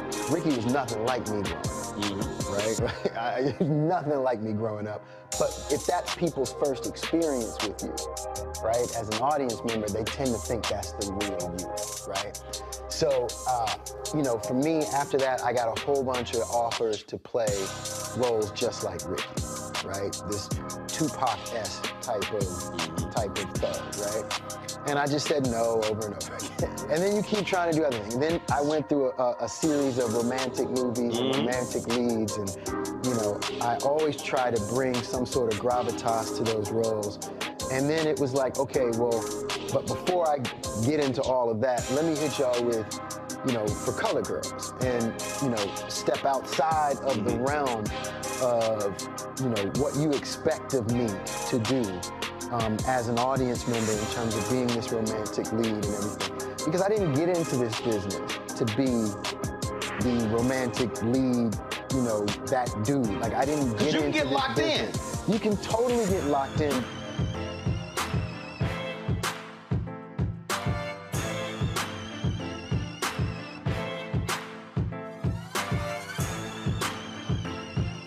When we invest in ourselves, we all shine. Together, we are Black beyond measure. Folks, the book White Fear is here. My newest book. Folks, kill the music, please. My newest book is here, y'all. Finally! I break down what is happening in this country with our politics and how really the browning of America is what's causing the fundamental shift. We are seeing this in politics, in economics. It's playing out before our very eyes. Remember, January 6th, Trump was pissed off by what happened in 4 places where black people dominate: Atlanta, Philadelphia, Milwaukee, as well as Detroit.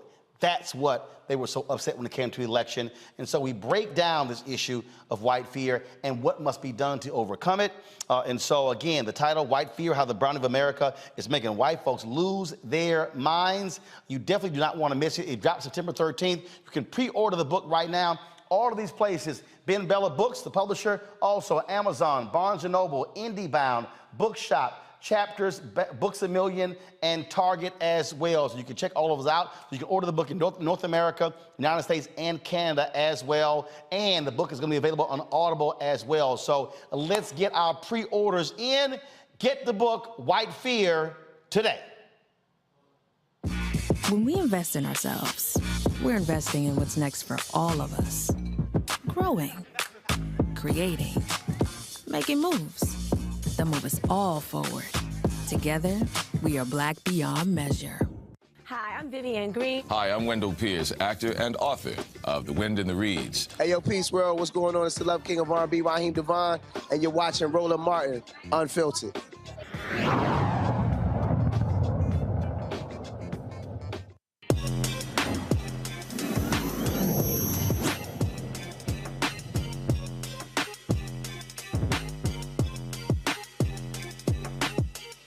All right, the purpose of our Tech Talk is to show you some great apps that can help you in your daily living. And so my next guest has an app that can actually help you when it comes to the right products for your hair texture. That's right. Of course, let's talk to Mayavana. Users take a picture of their hair and end up with a personalized hair care routine for their specific hair type. Joining us right now is the co-founder and CEO of Mayavana, Candace Mitchell-Harris. First of all, am I pronouncing it correct? Yes, that's correct. All right. Ivana. Candace Jones is from Los Angeles. All right. So, okay, how did you come up with this idea? Well, I was in college and I was going natural and I couldn't find the right products to use for my hair. And I was asking my friends and it was pretty much so much trial and error. And I thought to myself, you know, there should be an app that can take variables of your hair and recommend the right products to use. And that's from my background as a computer scientist. And so I started the research of hair and created Mayavana. Okay. So the process is you take a picture of your hair and then what happens? So we actually use AI technology to break down the true texture and type of your hair. Because as women of color, we have the greatest texture variety out of any ethnicity in the world, and which makes our hair care experience, you know, sometimes kind of challenging. And so the photo actually breaks down your true hair ID when you do an analysis using our hair analysis kit as well. And the recommended products are actually what's compatible for your unique hair type and texture. Now, is it just for women or is it also for men? So we can analyze anyone's hair. So primarily our customers have been women, but there are a lot of men who are now wearing their hair longer and curly. And so we actually serve anyone who has hair. And of course, our natural hair clients have been really focused on eliminating the trial and error and understanding what works for them, if you're a woman or man or anyone. Okay, so, but check out natural hair. So if you take a picture and you got a perm, well, that doesn't help you, right? Well, we can analyze anyone's hair. And so if you're relaxed, even if you have locks, if you're transitioning at any stage, we can actually understand what you need according to your hair goals and your hair challenges. And so we use that to create a personalized hair care plan. And it's accessible right at your fingertips, at the palm of your hand. And so it takes away, you know, the search, but also really keeps you on the path of healthy hair. Robert, are you downloading the app right now? That's what you're looking at right now? Trying to analyze your hair? Yes, indeed. I was trying to find out what my curl pattern will be. I think I'm a 3T. so I do have a question about that. So what happens if you think you have one curl pattern, let's say you think you're a 4B, it turns out you're a 3C. What kind of damage can happen if you're treating your hair for one style versus what you actually are, and what are some things that can be done to repair that? Yeah, exactly. And that's what a lot of the confusion is because of the hair typing system. But in our research, we found that your hair is as unique as your fingerprint. And so we have created what's called your hair ID, which is beyond just a 4A, 4B, 2C, but it actually shows the condition of your hair as well. Because if you use something that's really not catered to your true hair texture and type, you don't get the right results, right? So you get the frizziness, the breakage, the dryness, a lot of the challenges that customers have reported. So your hair ID is actually what's best to tell you your true match for your texture, type, and condition. All right, I got two more questions, Roland, before we move on. Two more. All right, one. So let's say you have been on your natural hair journey for a while, but then I'll give you an example. My sister, for her wedding, they had to straighten her hair and they burned the hell out of it, and that's, you know, she had to get a fade. Is there any way to save what has happened other than having to do the big chop it off and start back over from scratch? And then I'll have a follow-up after that one. Yes, it's truly on a case-by-case basis, honestly. Heat damage does do a measure on your hair, and sometimes we can save it, you know, through different techniques.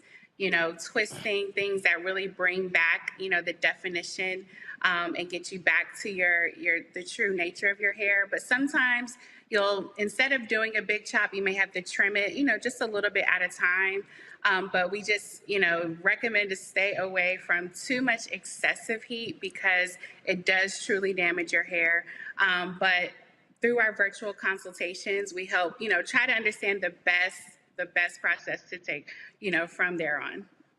All right, and last follow-up. So a couple weeks ago, I had to do some South Georgia heat stuff, so I cut my hair off, and all people in Roland's comment section thought I had a toupee on. Because, black folks can be cruel when you change your hair. They don't like things to be even slightly different. But part of what I've noticed is, everybody and their mama got a different kind of hair putty, hair butter, honey, hemp seed, etc. stuff to put in your hair. How can you make sure you're getting the right kind of thing instead of just following what your homegirl or someone at the salon said? How can you know which of these things are actually reputable and which one somebody just mixing up in their bathtub and put on Etsy? Yeah, that's funny.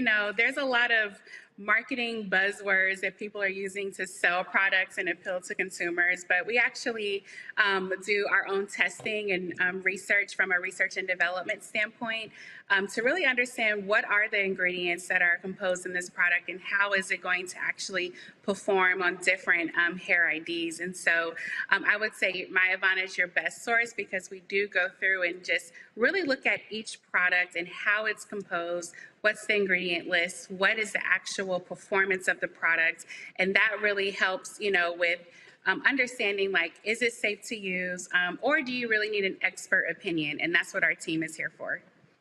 See, Roland ain't think I knew that much about black women's hair. Yes, it's an art and a science, and we love it all. Right. Okay, Robert, you just trying to sit here and score some brownie points at the Labor Day picnic. Monique. Yes.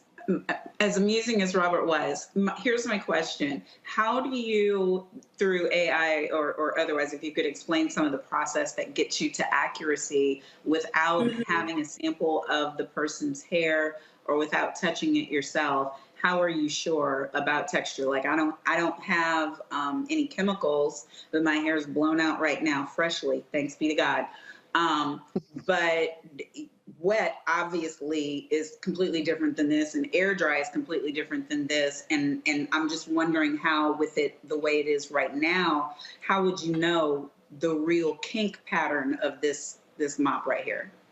Yes, that's an excellent question, because from our research, we found that texture is fluid, and depending on how you style it, it can look and appear this way. But actually, we have two paths to what we call hair nirvana, which is the meaning of My Ivana. The AI technology through the app really is for instant guidance when you need recommendations on the go. And we have over 90% accuracy on really identifying the true texture and type combination. Now, for a comprehensive assessment, we do send you a hair analysis kit in the mail where you actually comb your hair and send your hair strands to our lab. And we look at your hair strands underneath the microscope to really break down the condition of your hair, because that's what you really want to get to, especially if it is relaxed. If you have, let's say you've used the keratin treatment, or you have some damage, or you have breakage, what is really going on? That is what we can see under the microscope. And that's what guarantees, our accuracy is, as high as it is. We have a great customer satisfaction rate, and we can really get down to, the true state of your hair to guide you in the best way. Thank you. Jason. So my first question is, are you guys able to, I saw you with the Aunt Jackie's in the background, Aunt Jackie's Yes, gel. some of our recommended brands here, yes. So I wonder, I couldn't let Robert take all the shine for his knowledge of black hair, but do you guys steer people towards black-owned products, or do you steer them towards any products that you think will help their hair? Because, of course, there is a movement to have, black people using black-owned products rather than going to some of the traditional. Most of us were using products that were not started by black people. That's a very excellent question. So we are brand agnostic. We recommend all products on the market. However, we do know consumer preferences have changed, and some people want to purchase strictly those that are Black owned. And so you can tell Maya Ivana your preferences. You want Black owned products, products with natural ingredients, high performance, clean ingredients. And so we do have quite a number of Black owned brands. We have amazing partnerships with Black owned hair companies and Black led companies, and we are truly, looking to strengthen our community when it comes to building wealth in the hair industry.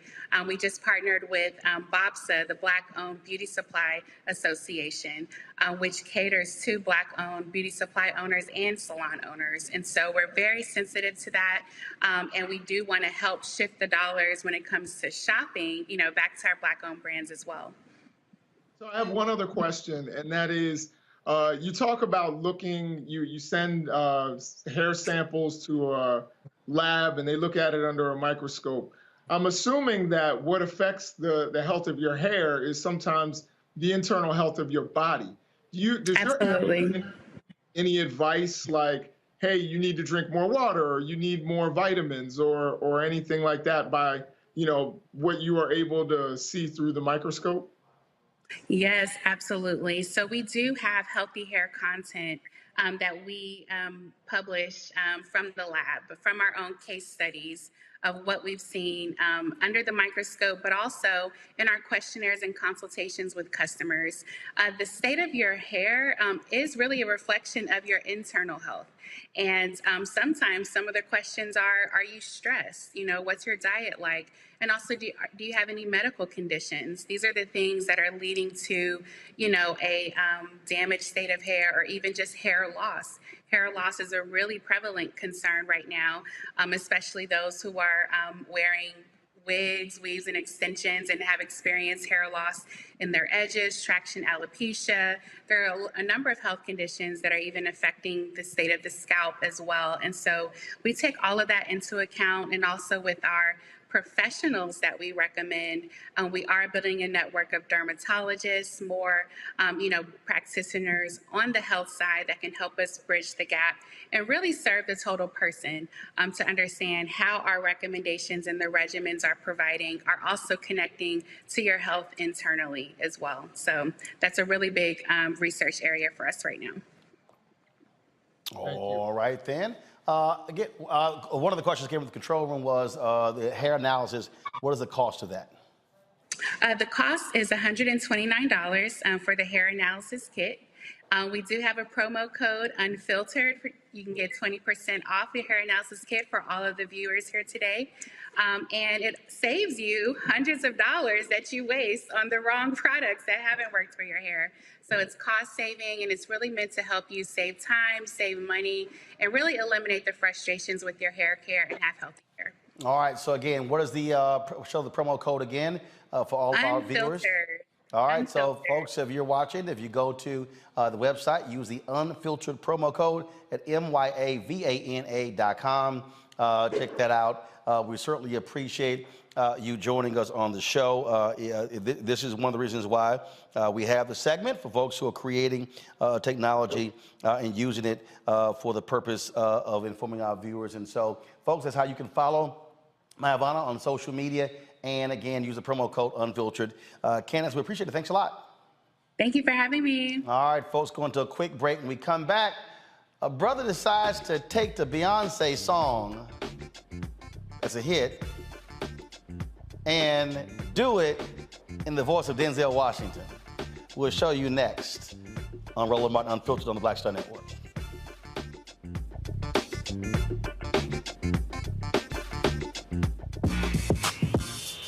When we invest in ourselves, our glow, our vision, our vibe, we all shine.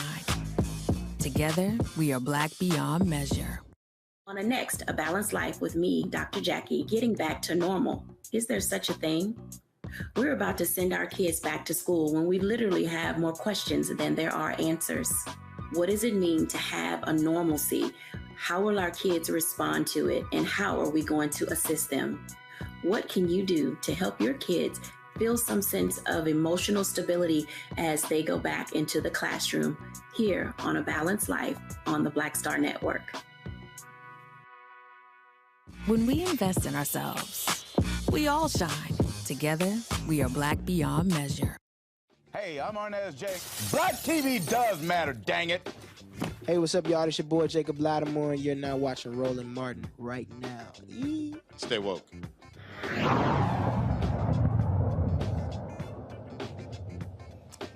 All right, folks, I got this video today, and someone posted me a text, and I found it to be quite hilarious. I've seen this brother, this comedian Christian King, several times do with his Denzel impressions. Now he decided to do Beyonce's new hit meets Denzel Washington. Watch this. You won't break my soul. No. You won't break my soul. I'm telling everybody. I can guarantee you that. I just fell in love. I just quit my job. I'm gonna find a new drive. I can guarantee it. I'm gonna find it. And they work me so hard. Work at 9 and off past 5? No. They work my nerves, you understand? They work my nerves. That's why I can't sleep at night. I'm looking for motivation. I'm looking for a new foundation. I'm on that new vibration. Yeah. I'm building my own foundation. That's right, yeah. Old baby. You won't break my soul. No. You won't break my soul. I can guarantee that. I stand by it. I'm telling everybody, you won't break my soul. You won't break my soul, okay? All right. All right. Seems like you got a kick out of that, Monique.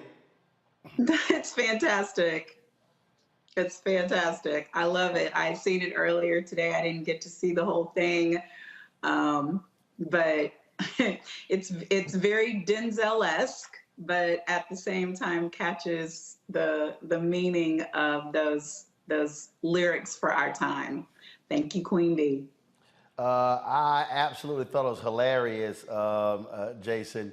First of all, he's spot on with his Denzel impersonation. Yeah, I mean, he's a talented guy. I've seen him before. You know, I think he's definitely a funny guy, and I enjoyed that. That was really good. Robert? Yeah, I have not heard the Beyonce song. I don't think I'm in Beyonce's target demographic at all. So I think part of it was lost on me. Wait, Robert. Are you Look, I'm not a Beyonce fan. I'm sorry, guys. I'm not part of her target demographic. Y'all can enjoy those things. Robert, yes. So, for the last week, you like, have you been in the world? Have you walked past the radio? No, I purposefully avoid the radio and all. I have satellite radio for that reason, so I don't have to hear the stuff on the radio. I like to hear the stuff that I like. Beyonce's not a thing that I like. I'm not a fan of Beyonce. I think she's a very nice lady, a wonderful wife and mother, but I'm just not a Beyonce person. Hold up. Give me camera 7. Hold up. Your ass just said you don't like Beyonce? I don't. Look, I'm not the person that buys a Beyonce album. I'm not going to a Beyonce concert. If you're in the car with me, more than likely Beyonce will not be on the radio. That doesn't mean everybody else isn't welcome to like what they like. I just don't like it.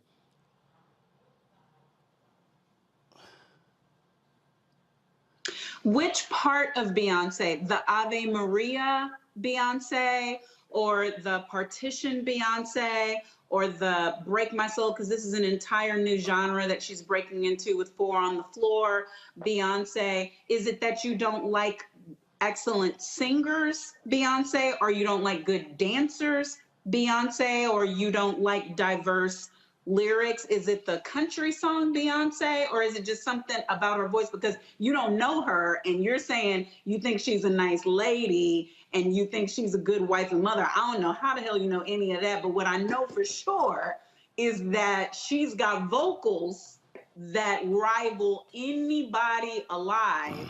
And she is also a dancer, writer, entertainer extraordinaire. I mean, the likes of which, I mean, in terms of entertainers, and I use MJ with reluctance and high esteem, but when we're talking about Alive and Dead for Best Entertainer, so I'm just wondering, is it her particular stellar voice that bothers you, or is it that you think, oh, her music is the same? Because it is not.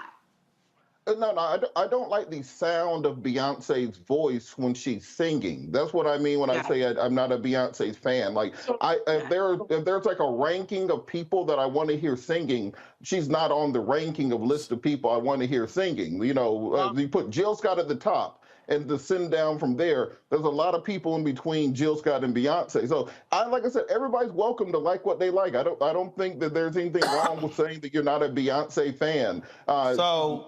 She's not mad. No, you don't have to be a fan. I'm glad that people enjoy it. I wasn't saying that. So I just wondered if you were saying she couldn't sing, because then I would take exception just to your ear deafness. But what you're saying is the tenor of her voice is bothersome to you. And I can understand that. I mean, sometimes y'all's voice's tenor bothers the hell out of me. So it's not that I don't like you or think you're not a nice person, or that you don't have smart things to say. It's just sometimes it's irksome. Hey, Jason, I'm with you on who the hell is y'all. But Jason, hold on before I go to you. Robert, so you need to tell me, go to my iPhone, please. You, Roland, you. Well, you stop talking, then you ain't gotta have me cuss you out.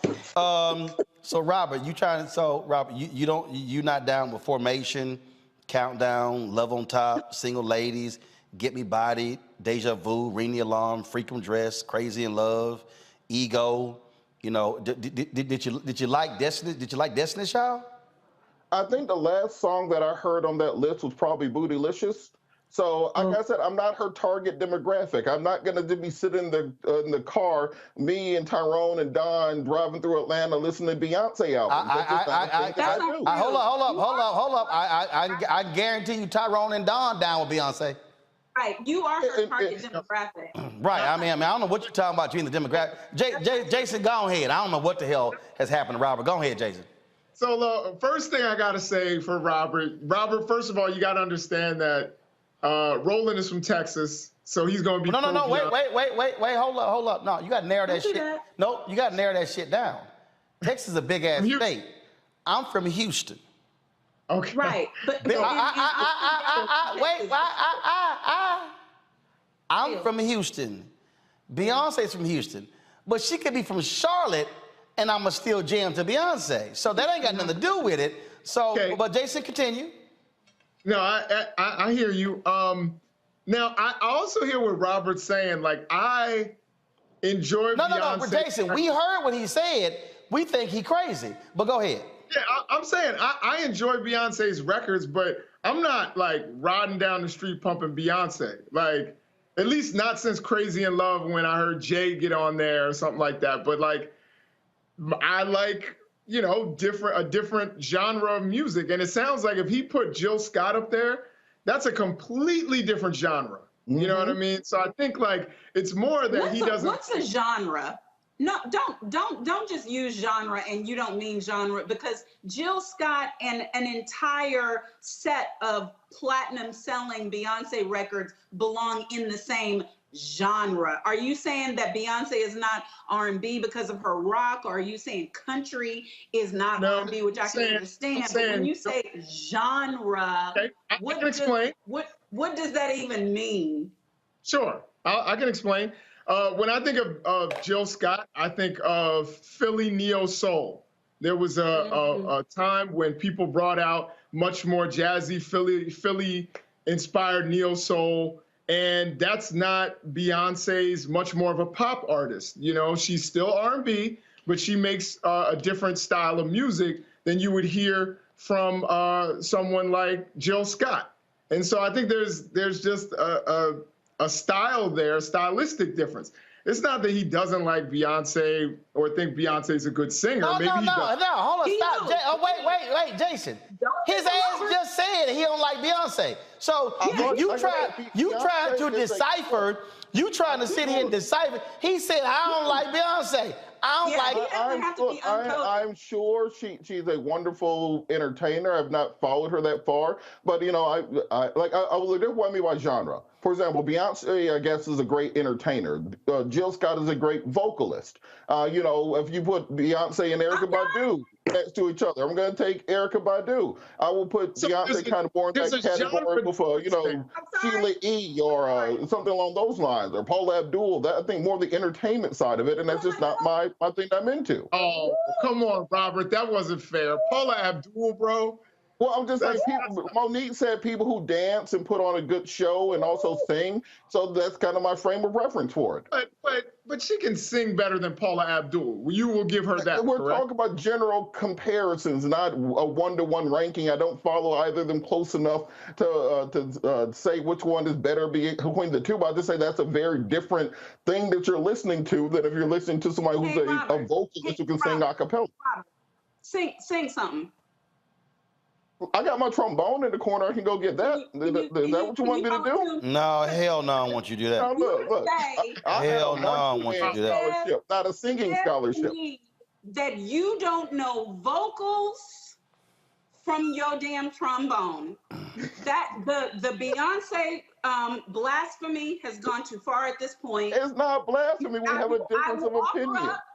I will offer no. But if you're gonna have an opinion on if somebody can sing or not, you got to be able to follow a tune. You don't have to have perfect pitch.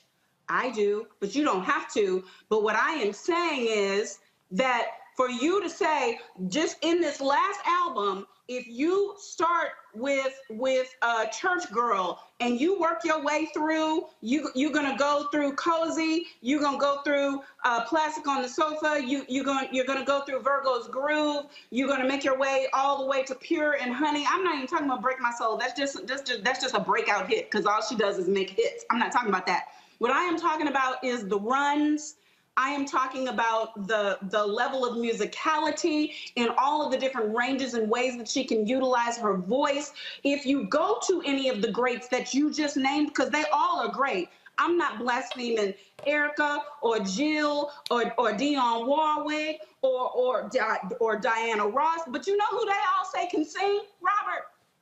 You know who they say can sing? Who's that, Monique? Beyonce. And that's great. And if you enjoy her, feel free to listen to your heart's desire. I'm just saying I'm not going to be one of those people. I'm not. Dolly Parton can sing, all right? And I might not like all of her music. Loretta could sing. I am talking about some people can sing and some people cannot, okay? And Beyonce is way higher up the list of people with vocal abilities. And I personally, though I am a member of the Beehive, I am a Texan, Beyonce's first name is her mother's maiden last name. That's the Beyoncés of Galveston, Texas, where I am from. So I am personally offended. But I want to professionally say, no, you don't have to listen to her. But to say that she's somewhere down that list, like where the non-singers are, and Paula Abdul would even be offended, and she is a great dancer and can hold a tune. But that is not that's not the queen. Now let me say this here. See, first of all, as the resident musicologist on this panel, and Monique, you try that one more time, mute her damn mic. Let me be real clear. You can listen to multiple genres. You can listen to Philly sound, 70s, in terms of in terms of Gamble and Huff. You can listen to Motown sound. You can go to Stack sound. You can listen to neo soul. You can go from Jill Scott to Erykah Badu, to go to Nancy Wilson, and go to Natalie Cole, and go to Rochelle Farrell, and then go a host of singers. But the point is, clearly, Robert, your musical palette is greatly limited. Now, I gotta look. Robert, the thing is, look, y'all are Beyonce fans. I'm not. I'm saying if you're going to put, let's say we put prime Whitney Houston at the top of the list. How far down on that ladder do you go before you get to Beyonce? Well, first of all, first of all, it depends upon what the exact list is. There are some lists where you talk about who are singers. There are other lists where you talk about who are performers. And so if you're talking about a singers list, Aretha at the top. Let's just be real clear. The Queen at the top. Now, if we talk about performers, it's different. So the list depends upon what the list is. So that's what I just said. That Beyonce's on the entertainer performer list. You know, the Sierra, Paula Abdul, Janet Jackson back in the day. Okay, hold on. Don't put her in the Aretha Franklin list. You can't even put Paula Abdul in this conversation. I mean, you can talk about performer. You can talk about Janet Jackson. Sheila E. is a perfect example. She's a great performer. So do you listen to Sheila E.?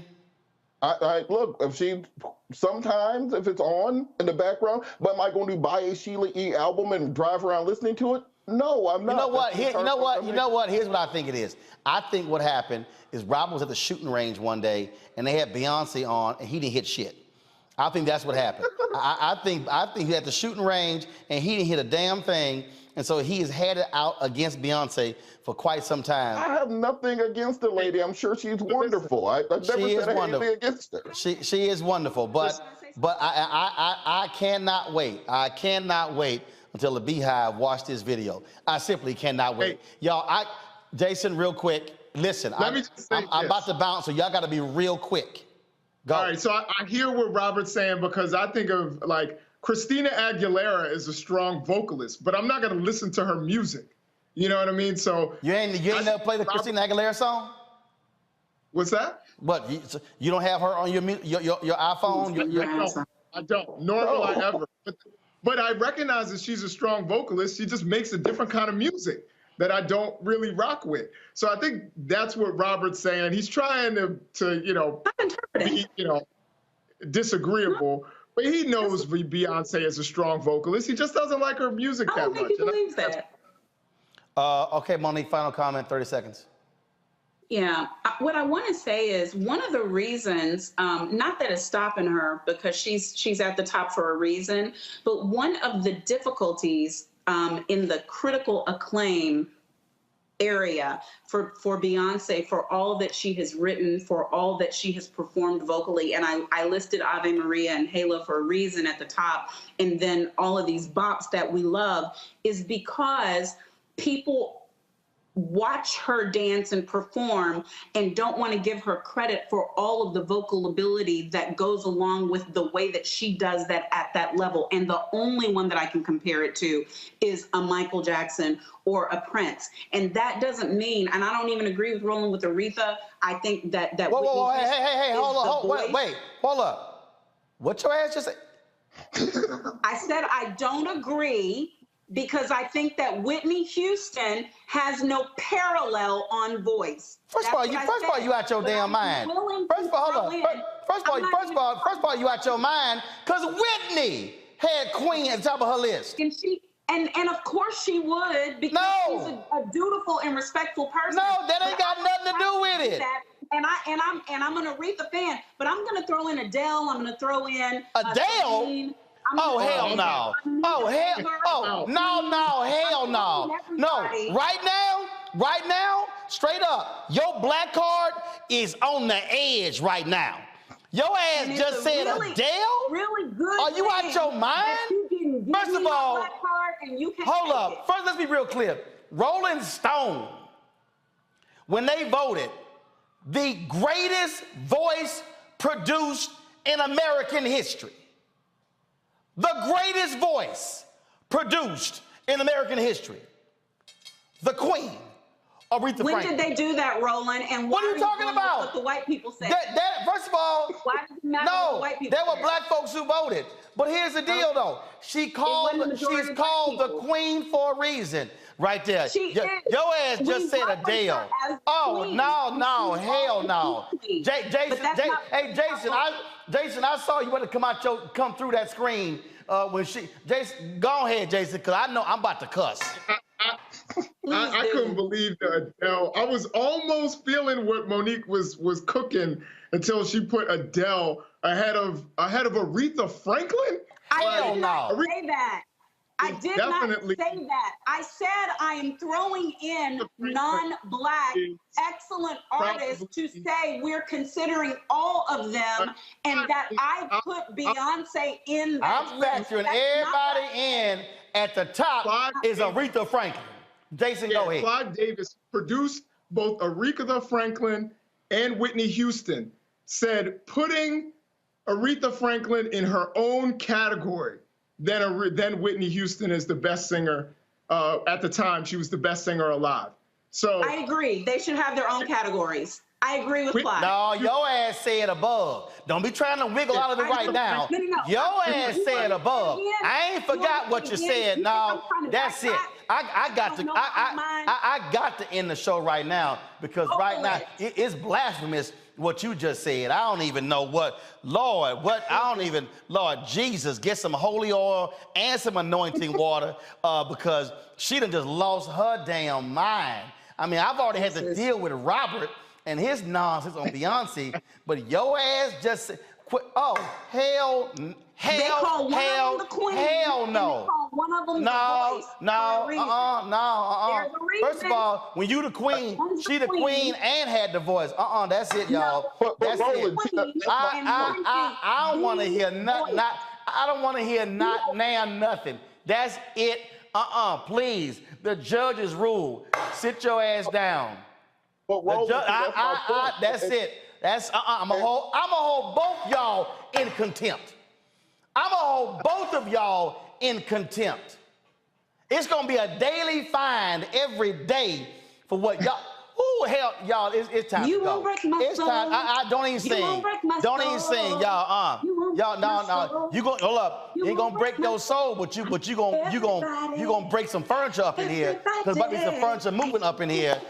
We got to go, y'all. Download the Black Star Network app. Y'all please turn her down, cause she lost her mind. She need Jesus. Y'all, Apple phone, Android phone, Apple TV, Android TV, Roku, Amazon Fire TV, Xbox One, Samsung Smart TV, and of course, join our Bring the Funk fan club. Lord have mercy. She done lost her mind. Lord, she has just lost her mind. Y'all, send your check-in money order to P.O. Box 57196, Washington, D.C., 20037-0196. Course Cash App is $RM Unfiltered. PayPal is R Martin Unfiltered. Venmo is RM Unfiltered. Zelle is Roland@RolandSMartin.com. Roland@RolandMartinUnfiltered.com. I don't know how in the hell she got a show called Make It Make Sense, because she damn sure ain't making no sense today with that blasphemy against the queen. She you can sing all day. You better go to your Instagram page and sing, because Lord have mercy. All we got you right now is mouthing the words. Y'all, I got to go. I'm going to see y'all tomorrow right here on Roland Martin Unfiltered, where I will always defend the honor of the queen from Motown, my friend, the great Aretha Franklin, the greatest voice America has ever produced, and that ain't coming from Rolling Stone. That's coming from Uncle Roro. I'm gonna see y'all tomorrow. Hi!